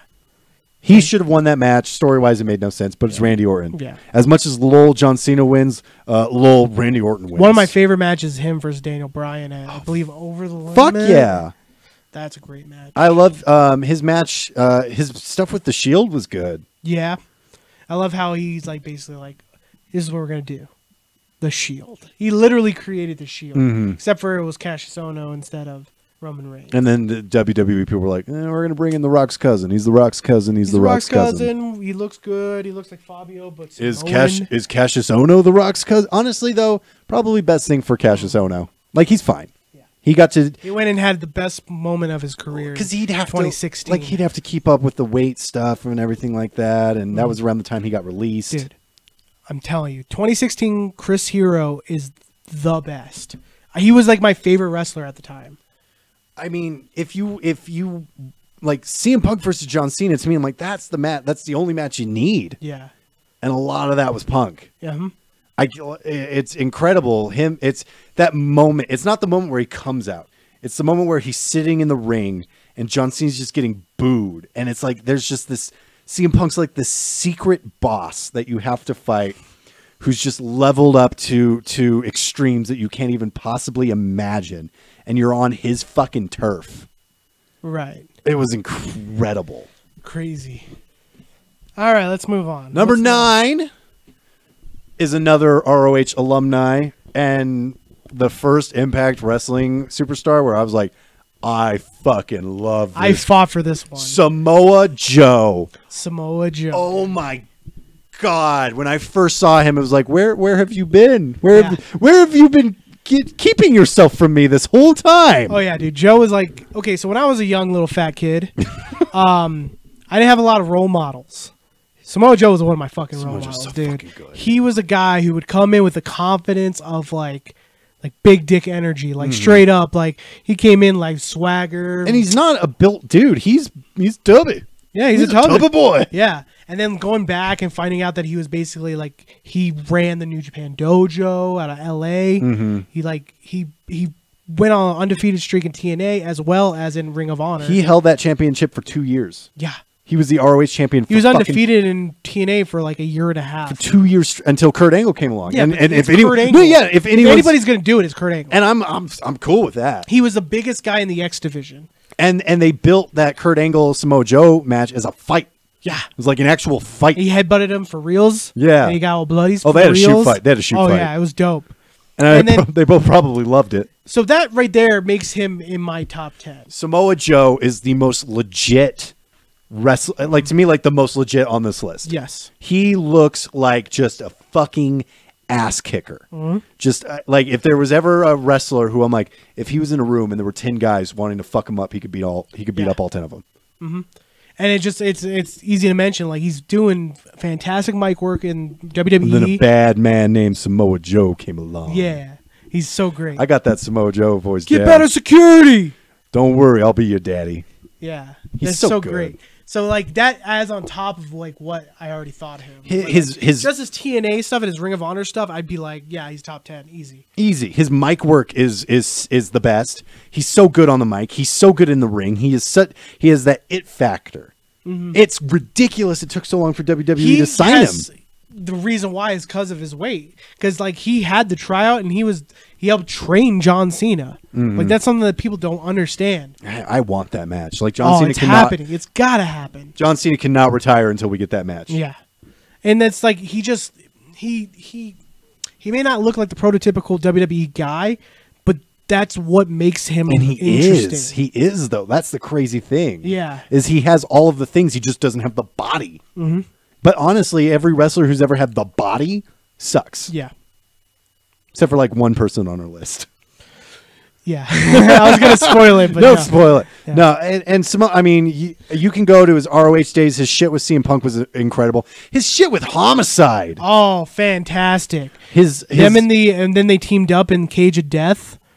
Oh, yeah. Where the Ring of Honor Cage of Death, where it was Team ROH versus TCZW, where it was like Hero, Claudio, Nate Webb, other two people I can't remember, versus Samoa Joe, BJ Whitmer, other two guys I can't remember, and in Homicide was the secret surprise entrant.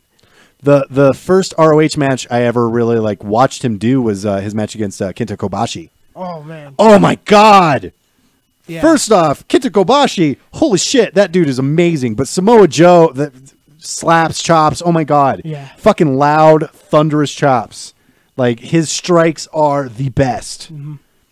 See, I grew up watching TNA. It's one of those things where, like, it's so far removed, but I did grow up watching TNA. Him, AJ Styles, and Christopher Daniels, Unbreakable 2005. It's the best match TNA ever had. Yes, 100%. And I actually ordered that pay-per-view and watched it. It was insane. They tried to recreate it. That's how good it was. Mm-hmm. Like when they did Samoa Joe versus AJ Styles, there were people being like, "Oh man, wouldn't it be cool if they brought Christopher Daniels back for the SummerSlam match?" And him leading to winning his first TNA World Title was fantastic. And and then they just started fucking with him. Yeah. And it sucked. Like when you want this wrestler to be used better, that's when you know you have something special. Because it's like a lot of them's like, well, at least he's on TV. No, fuck that. No, this guy deserves better. Samoa Joe should be in the fucking world title scene all of the fucking time. Mm-hmm. Then his NXT debut, I flipped out. Because that was before people spoiled the shit out of NXT, where you could find out someone's going to NXT just by the fact that they're not booking. He came out after Kevin Owens, and he came out during a takeover. Yeah. And it was this moment where there was no music or anything like that. He just walks out, and I'm like, holy fucking shit, that's Samoa Joe. That's Samoa Joe. Holy fucking shit. You want to know something shitty? Yes. I totally called it. Well, yeah. Yeah, because there was no mystery. No, yeah. I was talking. I had a guy at work that when I worked at a movie theater who liked wrestling. He's like, "So what do you think's gonna happen?" I'm like, "Dude, I think Samoa is finally gonna show. He's been kind of hinting at it, but they haven't really confirmed anything, and he's not doing Ring of Honor anymore because he's doing a couple of Ring of Honor hits." I'm like, "It could be Joe." That's the reason I started watching NXT. I was like, good for Kevin Steen. I'm glad that Kevin Steen and El Generico are doing their thing. But then the minute Samoa Joe showed up, I'm like, I have to watch NXT now. I have to. And I've been following it ever since. His shit with Shinsuke was amazing. His matches with Finn Balor were great. Samoa Joe to me is like, I mean, I almost wanted to put him higher, but we just had to be realistic with our list. For sure. Which brings us to number 8. Number 8. Mr. Perfect.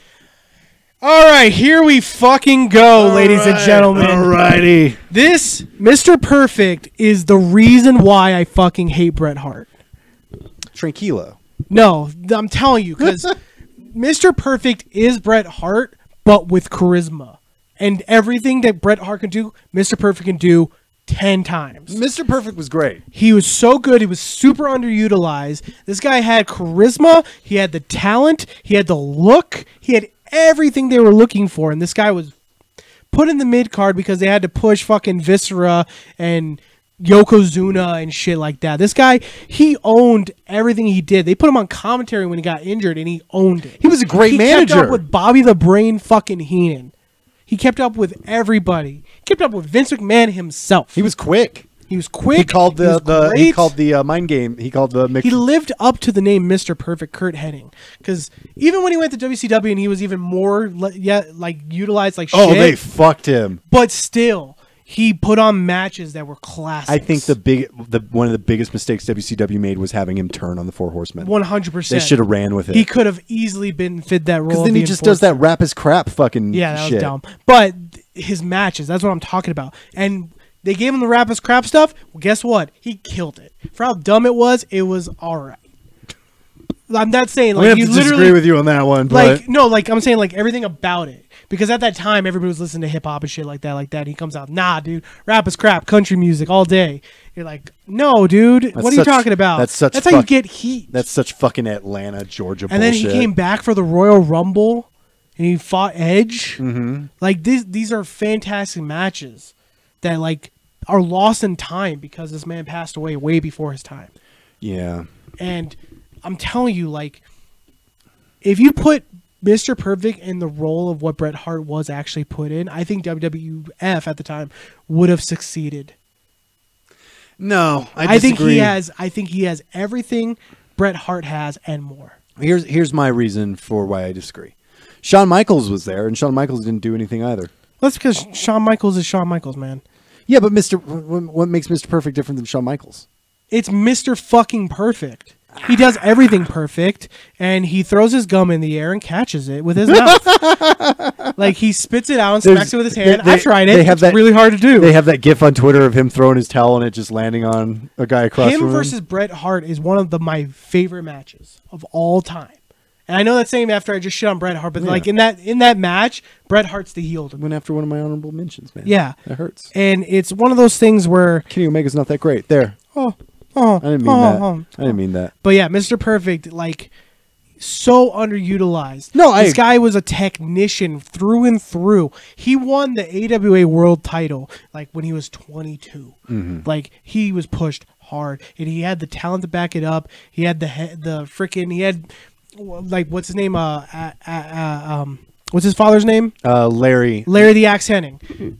Trained him. He's one of the first second like generation stars to be in WWE. You know, they had, you know, Kerry Von Erich there, but like nobody cared. I have literally no interest in exploring the Von Erichs. Oh, dude, like WCCW is one thing, but like the Von Erichs themselves, I'm like, you guys are fine. Yeah, but he was able to take something so minuscule as Mr. Perfect and build an entire character off of it. They were gonna give that to Terry Taylor. Yeah. And he killed it. They go out. Apparently, a lot of that stuff they did, he knocked it out first try. No, we watched the documentary. I know he missed a couple. Like, he missed the basketball. They had to film him without him knowing. I remember that. Yeah, it's insane, dude.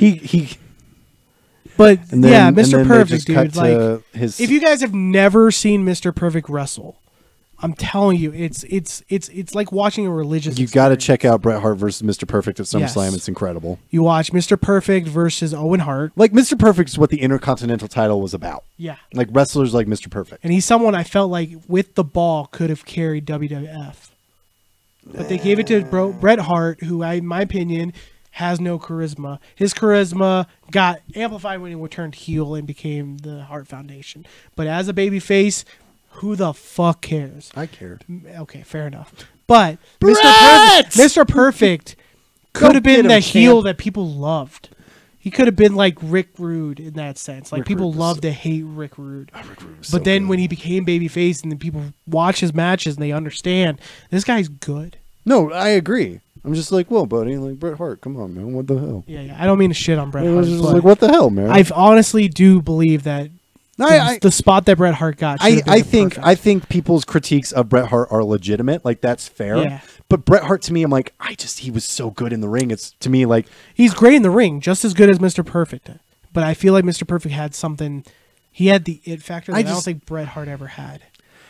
I just think that Bret's it factor was different.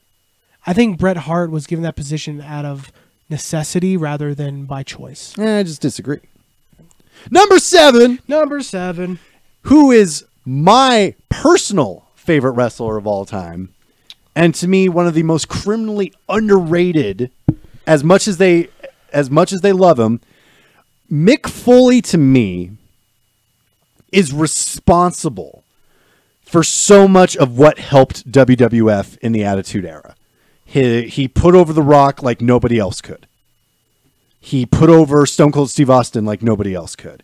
He put over The Undertaker like nobody else could. He put over Kane like nobody else could. And I'll say it, without him, there's no Triple H. He made Triple H Mick Foley generated so much sympathy for Triple H during their matches Like, not for him, but like, oh man, I see. like Triple H is such a monster. I can't think of many wrestlers who would be like, yeah, you can pedigree my face into thumbtacks. Yeah. But Mick Foley did it. Mick Foley is to me like the most giving professional wrestler of all time. And he didn't invent hardcore. But without him, you don't have Combat Zone Wrestling. You don't have Extreme Championship Wrestling In its form. In its form. You don't like Mick Foley. The wrestling world owes so much to Mick Foley, and he's the most humble guy in the fucking world. In fact, like when he gets super like, well, I'm Mick Foley, he's super apologetic about it. He never likes to play the I'm Mick Foley card, and when he does, he's like, I'm sorry, but I'm Mick Foley. I lost an ear to Vader. Another guy he put over like nobody else could. Yeah. Vader fucked him up. He lost his ear during a Vader match. His ear, it's gone. It's never coming back, Griff. Yeah. And I like, to me, like his matches, there are so many good Mick Foley matches. It's hard to like begin. Like I want to talk about his tag match with Mikey Whipwreck against the Public Enemy. It's not like, I mean, it's not a technical masterpiece, but it's such a well-told story of like, of Cactus Jack dragging out this kid and being like, you're going to help me fight. And the kid doesn't want to do it.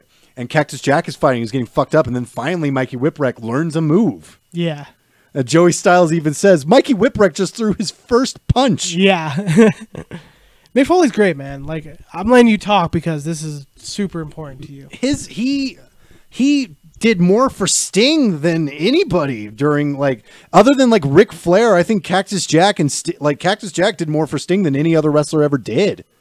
For me, Mick Foley was all about him being anti-hardcore, and then also being in Japan and the King of the Death matches. Oh God, they have his death matches on YouTube, and I watched them. Holy fucking shit! Japan Cactus Jack is terrifying. Yeah, scary dude. And then his matches with Vader in WCW really put both of them on the map. Mm-hmm. I feel like he did his best work before WWE, even though his work in WWE is not bad. I think he did his best. Well, his body was beat to shit at that point. Like he made Hell in a Cell match what it is today. Without him, I don't think the Hell in a Cell match people would care as much. And honestly, he did it. Like that spot, you'll never top it, no matter how hard you try. And everybody's tried. Yep. Remember Rikishi getting thrown off into the crappy little truck that's fucking Chris Canyon doing a little backflip and then getting just caught by the fucking ramp or whatever. I mean, even awesome bombed. Even Kevin Owens' spot at this recent steel cage match, as good as it was, I'm like, well, there was the airbag. Yeah, the airbag needed to be there, but it was there. No, I mean, I would agree that his earlier stuff is great, but his I Quit match against The Rock, phenomenal. And the story behind it, he doesn't even say the words I quit. Yeah. He gets beat to fucking shit. 11 unprotected chair shots to the head. Yeah. 11. And The Rock, fucked up. Who I love, hit him so goddamn hard in the head. And even The Rock says in his documentary, he's like, yeah, no, I fucked him up. And Mick Foley, didn't ever, he was mad, and because I've read all of his books, he was mad. And you've probably seen Beyond the Mat. Yeah. Yeah. Which is literally depicts that entire night. And you could not pick I don't think you could find a nicer guy than Mick Foley, a more charitable guy. It's not just the wrestling stuff, it's the stuff he does outside of the ring that's amazing. And I feel like he walked away at the right time. Oh yeah, but he came back.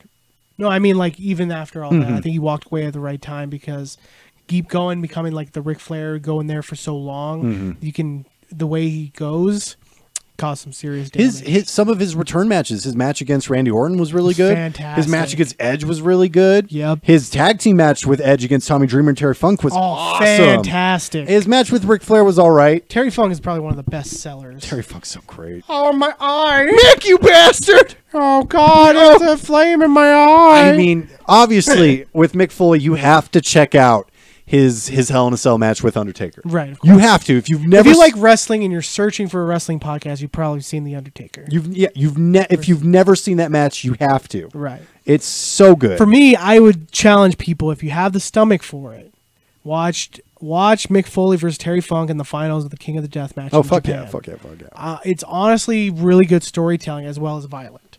If you can stomach that stuff, I know it's not for everybody. I'm a weird, sick person who will watch weird shit.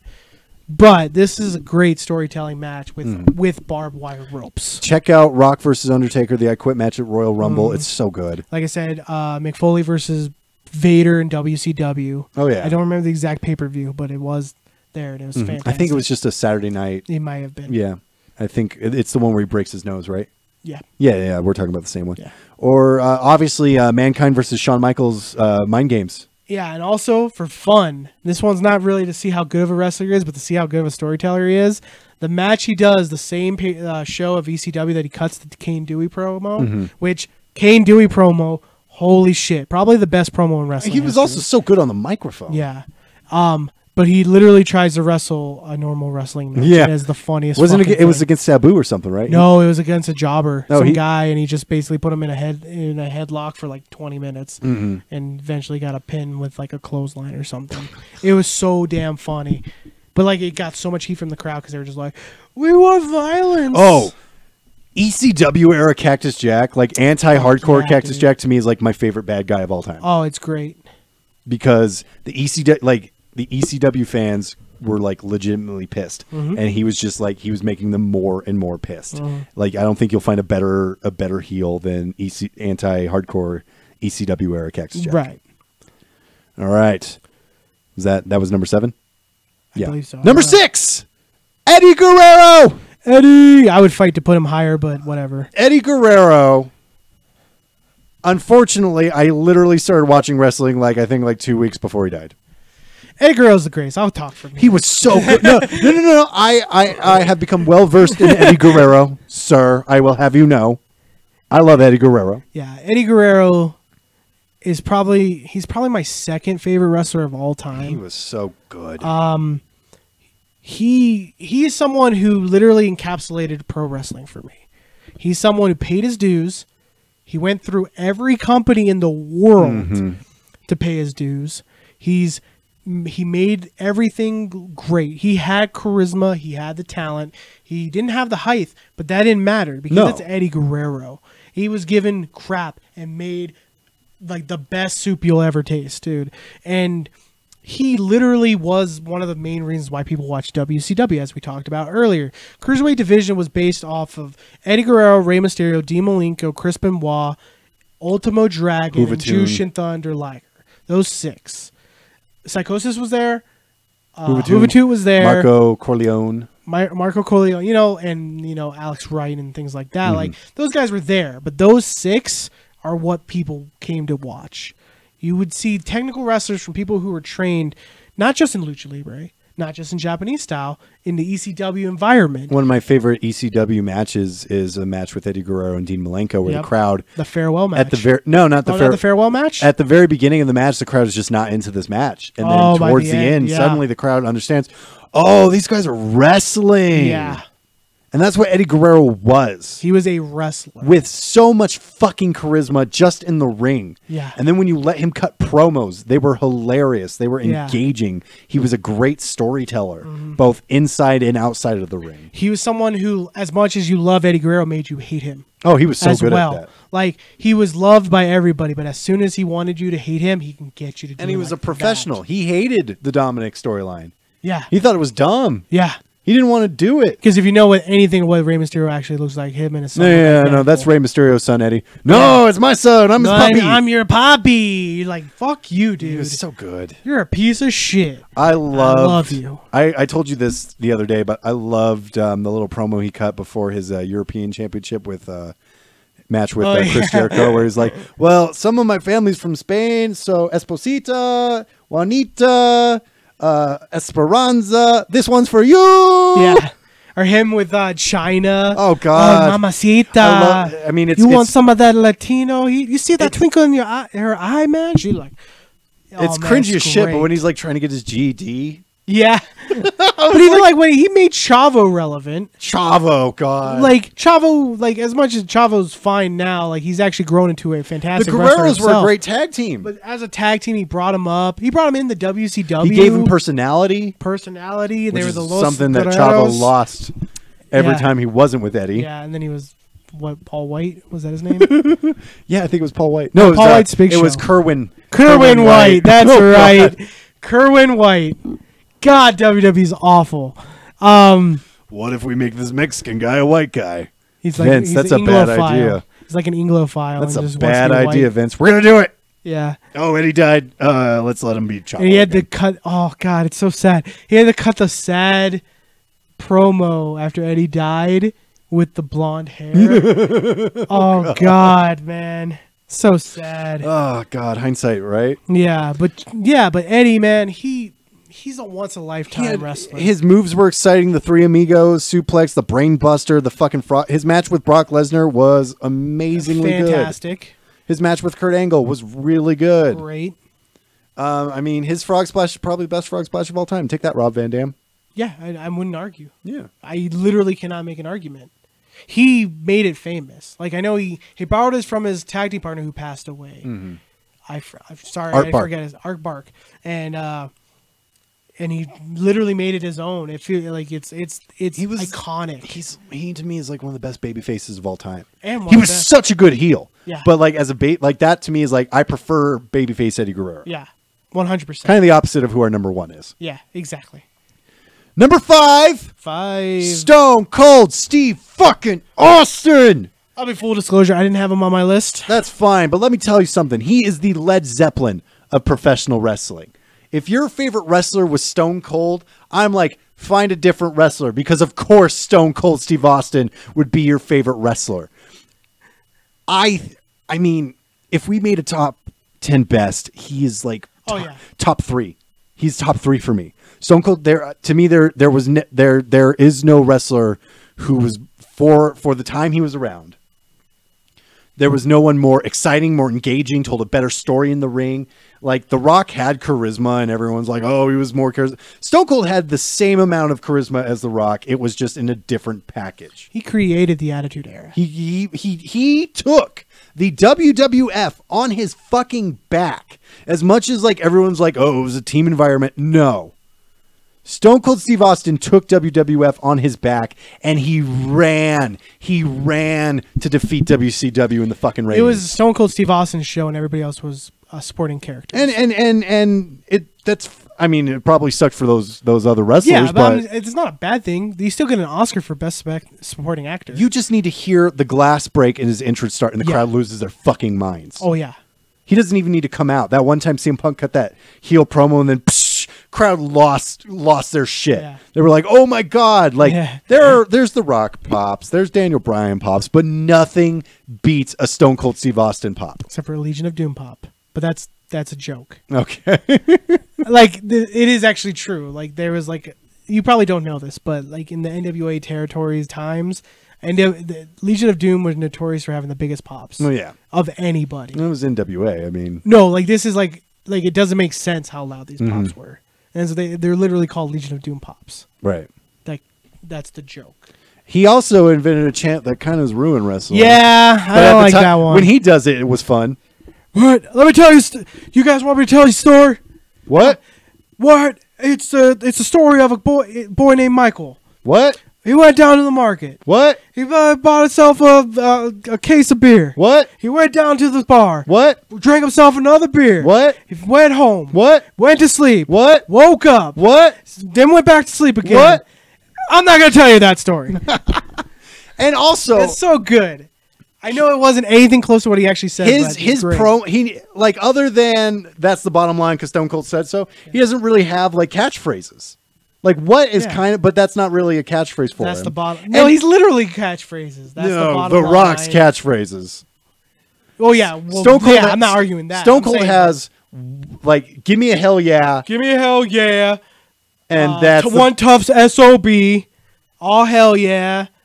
It's all swear words. I'm the Texas rattlesnake. That's Stone Cold's catchphrases are all swear words. Yeah. Give me a damn beer. No, the funny thing is, like, joking, he doesn't really swear that much.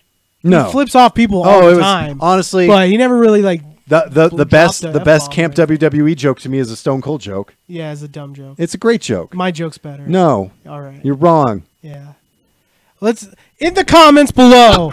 Let's argue. What's the funniest joke from Camp WWE? Is it, this is my fuck you reflex? Or is it, I was just kidding. I was just trying to teach you how to wrestle. This is us under the assumption that our viewers have watched Camp WWE. No, that's the point. Nobody's going to answer these comments. Stone Cold was so fucking badass. His storyline with the Authority, with the corporation, Saved and wrestling. Vince McMahon, it was it was great. It was such solid. I mean, Vince McMahon was a part of it, but I mean, without Stone Cold Steve Austin, you don't have that. At that time, everybody was like a working class. You know, like Jerry Springer was like a big show because of the working class being kind of put down by like ideas. So him coming in being like the working class taking on their boss, everybody wanted to beat up their boss. Top 5 most recognizable wrestlers in the world: Hulk Hogan, Ric Flair, Macho Man, The Rock, Stone Cold Steve Austin. John Cena. I think John Cena is more recognizable than Ric Flair these days. That's cool. Awesome. like as much as Ric Flair is Ric fucking Flair. Ric fucking Flair. Speaking of which, he's number 3. Oh. Spoiler alert. Number 4. Number 5, Stone Cold. Oh, all right. Number 4, kind of a current wrestler, but a wrestler that captured my heart, and also dictated whether or not I would continue watching professional wrestling just a few years ago. Daniel fucking Bryan. If you do not know wrestling, Bryan Danielson is why I started watching Ring of Honor. Yep. Like CM Punk, I was like, oh, okay, all right. Samoa Joe, oh, okay. And then Daniel Bryan, I'm like, I need to watch Ring of Honor. And then I did. And oh my God, Daniel Bryan is arguably the best technical wrestler in WWE, in well, at least WWE, if not the world. Arguably. I said arguably. Protects me. It protects me. That's just like saying like, hey, no offense, you're a real piece of shit. He came. Like, it doesn't make, you're still going to get offended. Well, no. Daniel Bryan came, Because Daniel Bryan was on it. Oh, he had a great match with Christian. The one that he's doing nowadays, that's an homage to him as an early career. It was a great match. Mm-hmm. I think it's dumb that they tried to pull this whole he has no charisma thing. Because he did. Yeah. Well, he's gone on record recently and said that like he thought this was like the young boys of New Japan. It shows how much he doesn't watch WWE. You know, he's just like the young boys of like New Japan. We come in plain trunks. He got a bowl haircut. You know, like he was already like, I'm gonna be learned from my trainer. And no, they're like the Miz is your pro, and then I was like, fuck the Miz. Yeah. And fuck Michael Cole. And I was all about the Miz, man. Oh, fuck NXT. Yeah. But NXT, I stopped watching halfway through, honestly. He lasted. No, he got eliminated first. No. Hold on. He came into the WWE under this very true mantra of small guys don't make it. And he stood the test of time. Yes. He became United States champion. The crowd loved him. Then they tried to do nothing with him. The crowd still loved him. I think like he had a match with Sin Cara when Sin Cara first debuted, and sure he lost, but it was like the best match on the card. I remember one year, the same year that it was Shawn and Undertaker, number 2 match of the year was Daniel Bryan versus Dolph Ziggler. It was for nothing. Yeah. It wasn't for a title, I don't think. It was just a match. Yeah, it was bragging rights. Yeah, it was just got best match of the year. Daniel Bryan was the best wrestler for the longest time in the WWE. Fantastic. And the crowd loved him. The crowd always wanted to see him succeed. Mm-hmm. They obviously believed in him enough to give him Money in the Bank.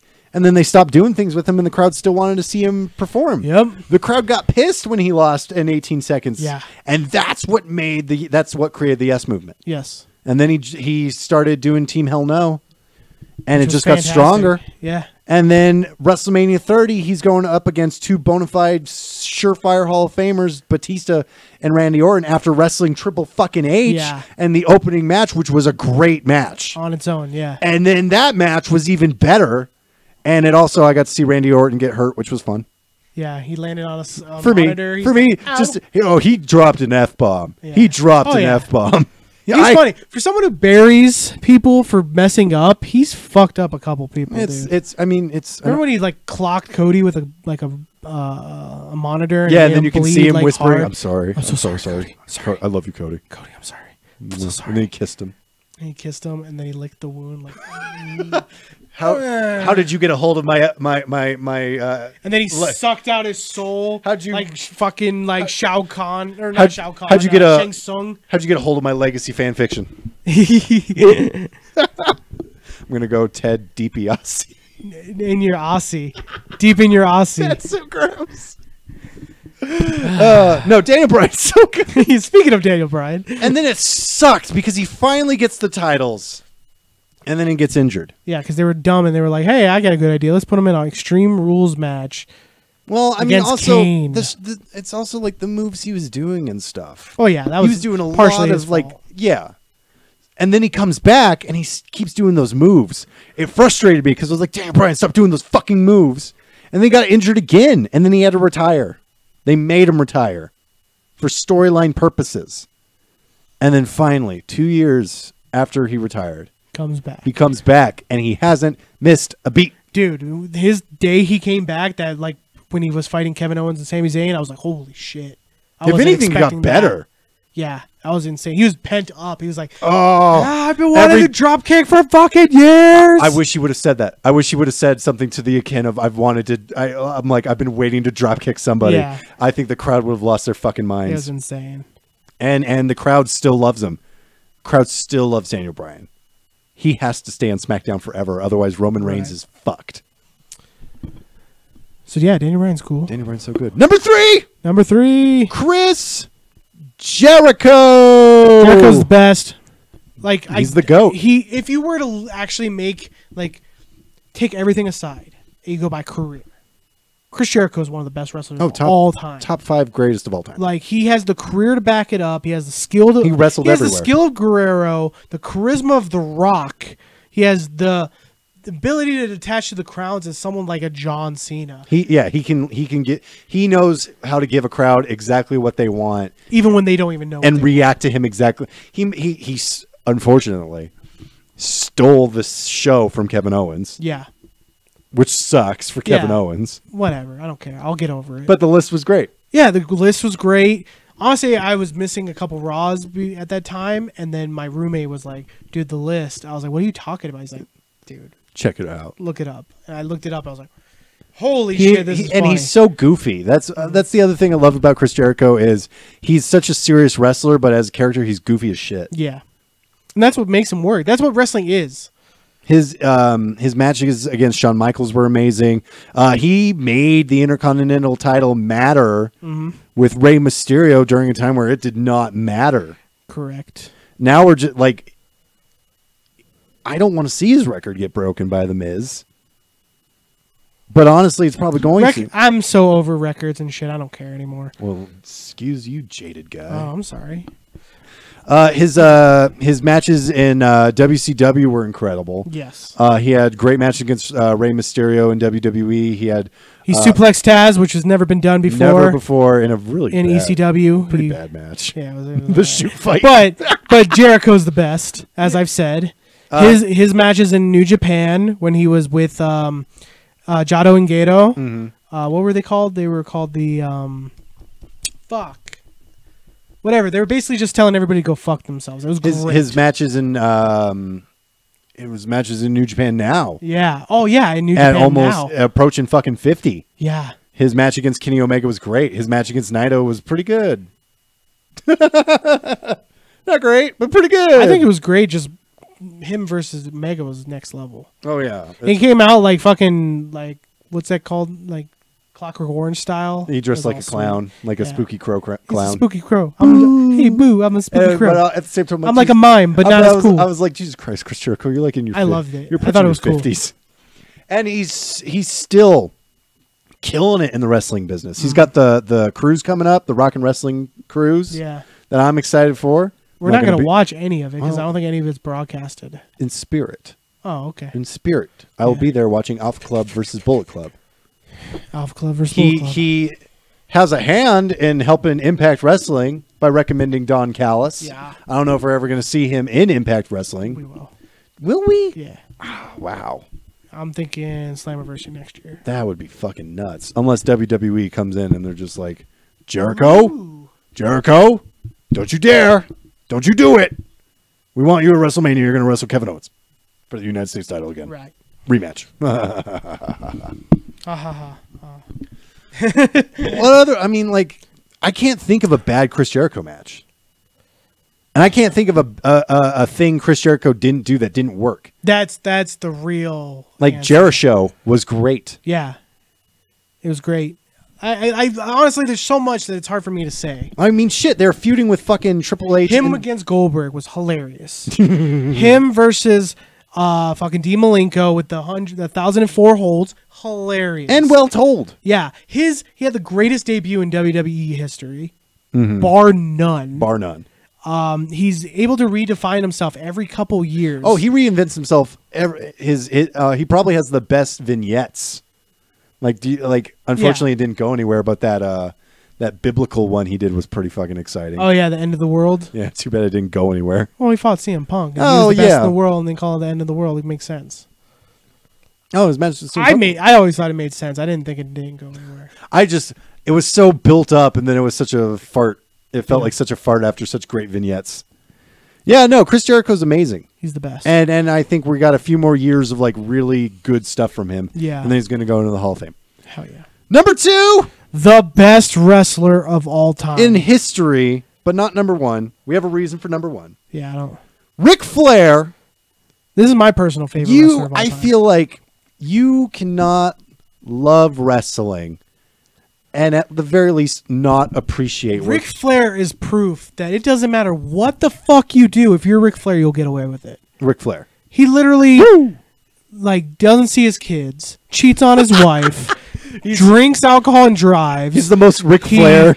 And everybody just cheers him. They're like, "Fuck yeah, it's Ric Flair, dude. It's Fuck Ric Flair. He's styling. Like who the hell are you?" on his wives. He's like, you could literally be like, yeah, and he ran like a freaking. He has like a sex dungeon of stolen women and shit like that. It'd be like, dude, it's fucking Ric Flair. He sent the other 4 horsemen to break Dusty Rhodes' arm. Yeah. Still love Ric Flair. Still love Ric He Flair. put a hit out on a guy. Yeah, like I don't want to dwell too much on this, but it's Ric fucking Flair.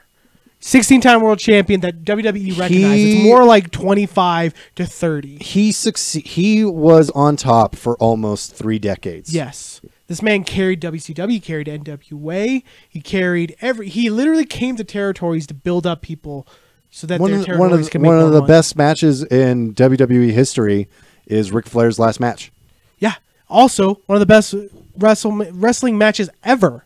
Ricky Steamboat versus freaking Ric Flair. You put him against anybody. Yeah, he had some like parts in WCW where he wasn't really the best thing going. That was WCW's fault, not Ric Flair's fault. Agreed. This man literally sacrificed his life for this business. He doesn't have a life. He has a family and kids. They love him, but they even think the same thing we do. There's like, well, yeah, he did cheat on me with a boatload of fucking times, but it's fucking Ric Flair. It's Ric Flair. What are you gonna do? Yeah, Charlotte's just like, yeah, he didn't really pay attention to me very much when I was growing up, but it's fucking Ric Flair.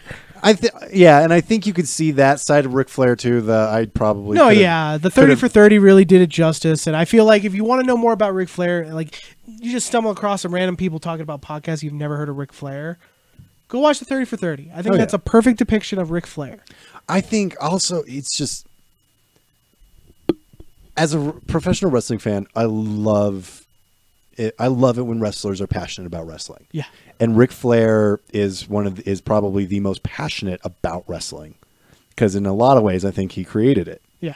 He didn't create it, but he made it what it is. No, yeah. He took the foundation of professional wrestling that was set by the Goldust Trio, Lou Thesz, Classy Freddie Blassie, and Bruno Sammartino, and basically made it into what it is today. He was such a good bad guy that you couldn't help but love him. He was the adults for the Hulk Hogan's. Hulk Hogan's were for the kids. Ric Flair was for the adults. The reason why I love Ric Flair is because my dad loves Ric Flair. And he could fucking wrestle. He could wrestle his ass off. He'd like freaking drinking beers and then run on the cardio and not get tired. I love have a conversation. I love a story Terry Taylor tells about how Ric Flair showed up before their match, super hungover, and just not ready to wrestle. And he just tells Terry Taylor, and Terry Taylor's flipping out. He just tells Terry Taylor, "Go get me a cup of coffee." Which to me, I'm like, yeah, that's the most Ric Flair thing I've ever heard. Dude, he's a goddamn rock star. And so he goes to get him a cup of coffee. He comes back, and all of a sudden, Ric Flair's like super awake. He's wooing all over the place. I'm like, well, it sounds like there was more to that than a cup of coffee, but that's the '80s. What am I going to do? And then they wrestled an hour-long match. Yeah. That, to me, like, there's no one that exemplifies wrestling better than Ric Flair. If you were to say, Connor, I've never watched wrestling before. I've never watched wrestling before. Who is wrestling to you? Who is wrestling to you? I would say Ric Flair. Oh. I'd say he's someone you could watch both then, in the middle, and now. And you would understand wrestling. That makes sense. 100%. I think there's only one other person who might beat him out. Yeah. And I'm not happy about it. That's our number one, but it makes sense. It makes sense. Triple H! Triple H, dude. Okay. Oh, my God. Triple H is the best heel ever. He's the best bad Even better guy. than Ric Flair, because Ric Flair, as much as he was a fantastic heel, and I love him to death, he has that legacy of being the best. Triple H had a fucking chip on his shoulder throughout his entire career. Oh, yeah. And he's able to thrive in it.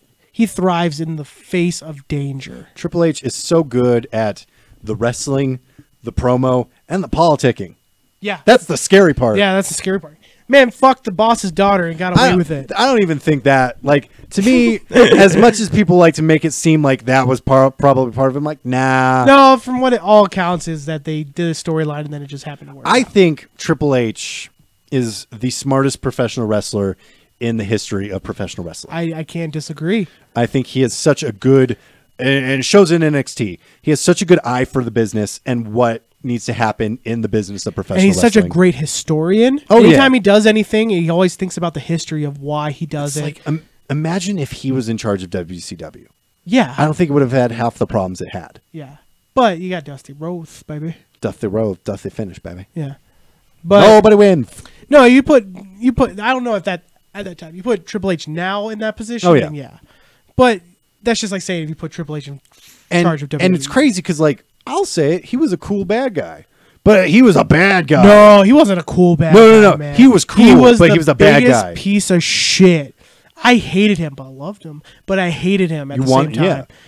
See, The only him bullying fucking Earl Hebner to give Chris Jericho's title back to him is one of the most brilliant storytelling things that a heel's ever done. He wasn't afraid to be the bad guy. The whole storyline with him and Daniel Bryan, part of me, like, storyline, it makes sense Daniel Bryan wins, but there was this part of me that's like, Triple H might win. Sorry, I was thinking of something. No, actually, no. Like, I knew he was going to beat Triple H. Yeah. But that whole, like, he I remember leading up, people had like pictures of him holding the title. I was like, oh, of course he would. And he's been notorious for burying talent.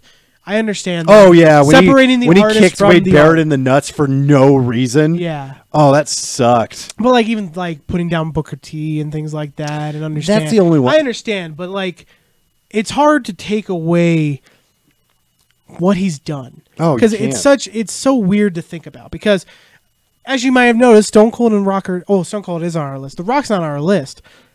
The Rock's the most famous. I don't think he's anywhere near the best. I would agree. I think Triple H is someone who has dived into wrestling and has made it his craft. He doesn't want to do anything else. He doesn't want to be an actor. He did acting. didn't like it. Yeah, it wasn't his thing, I guess. You know? But he wants to be a wrestler. And like I said, he got away with fucking the boss's daughter. That takes some balls, man. Well, he married her. I don't Yeah. think, I don't I'm think. kidding. I'm I kidding. wonder, Nobody get mad at me. I wonder what would happen if it didn't work out. He probably knew. I'm like, I'm gonna have to marry her. Yeah. No, I'm pretty sure that's what it is. But yeah, they seem happy, whatever. They But have Triple kids, H, so. he's someone who understands. He came from nothing, terrorizing nothing. Like, how could that Came be? in, got the dumb gimmicks that everybody else in that Connecticut era was Blue getting. Blood. The Triple H, Hunter Hearst Helmsley.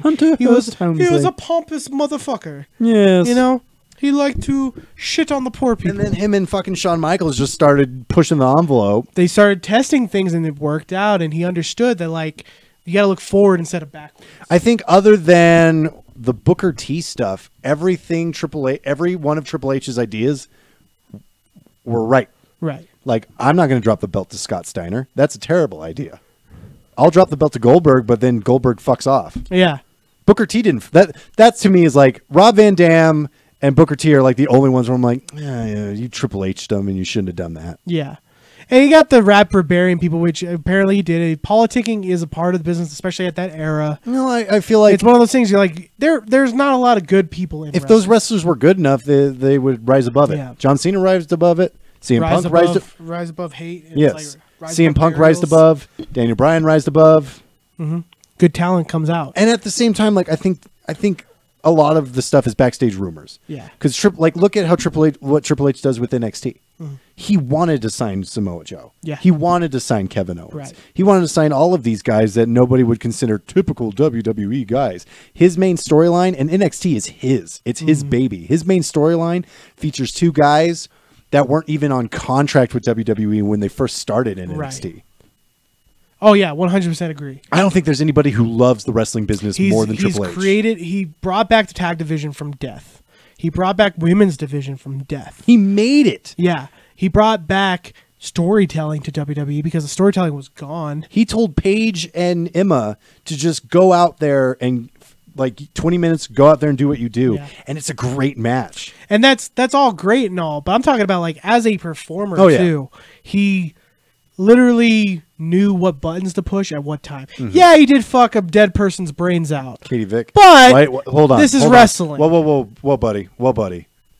This is a positive podcast. You just brought Katie Vick into this. That doesn't work for me, brother. You've been waiting all night. All night. But but the thing is, he risked it. He was like, you know what? It might work. I don't know. I can't give you that. I'm not. He tried. He tried. No, I can't. Gave it the big old college try. Well, on that note, that's our list. No, and his matches, his matches are also really good. His match with Stone Cold Steve Austin against Benoit and Jericho. Oh, great! That's one of the best matches. Him versus Shelton Benjamin. Great match. Him versus Jeff Hardy. Great match. He put over Jeff Hardy. His match against both of his WrestleMania, all 3 of his WrestleMania matches against Undertaker. I don't remember his first one. It was WrestleMania 2017. I know, but I don't remember it. I do, because that ref took 1 bump and was out for 15 fucking minutes, and then they just kept hitting him. It was hilarious. But his match against him at WrestleMania 27 is the best match of the night. Yeah. And WrestleMania sucked. It was shit. And then his Hell in a Cell match with him, the next one, fantastic. One of the best Hell in a Cell matches of all time, and it's not even that violent. Right. It's just a well-told fucking story. They barely use the cell itself. Yeah. I mean, Triple H gets such a bad rap, but to me, I mean, other than Ric Flair, I can't name a more consistent performer. Yeah, consistency is key. And he's always been, every story needs an antagonist. During the Attitude Era, it was mostly Vince McMahon, but who took up the reins was Triple H, and he kept it. And Triple H was such a good bad guy. He had Evolution. He took 2 nobodies. He made them stars. He made Batista. He took and Randy Ric Orton. Flair back from being just a veteran kind of guy to being Ric fucking Flair. Triple H is our generation's Ric Flair. Yes, we'll look back and think that. Yeah, definitely.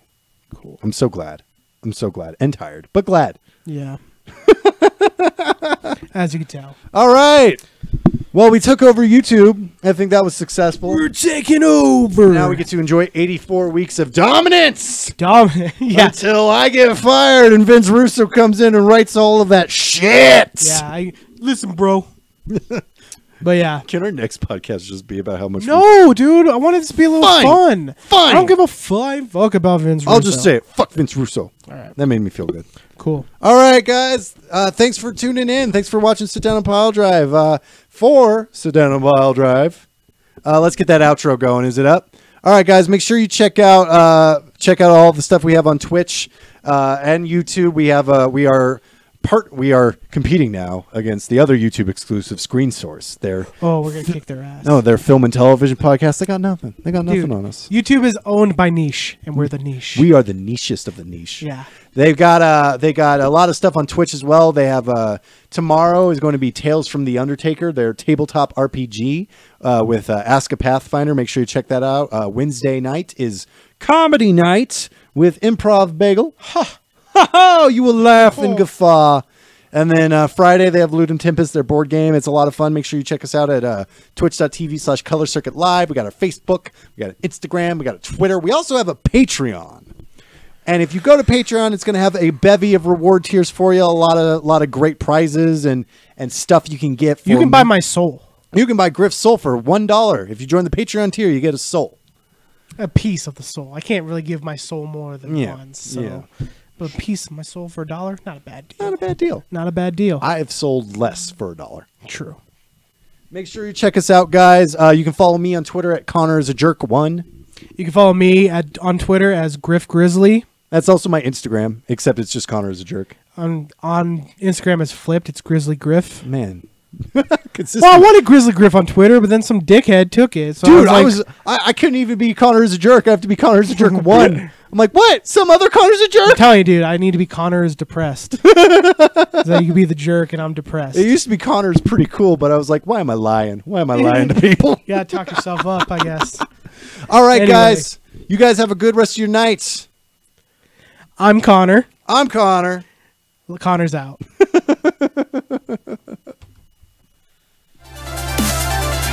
Fun!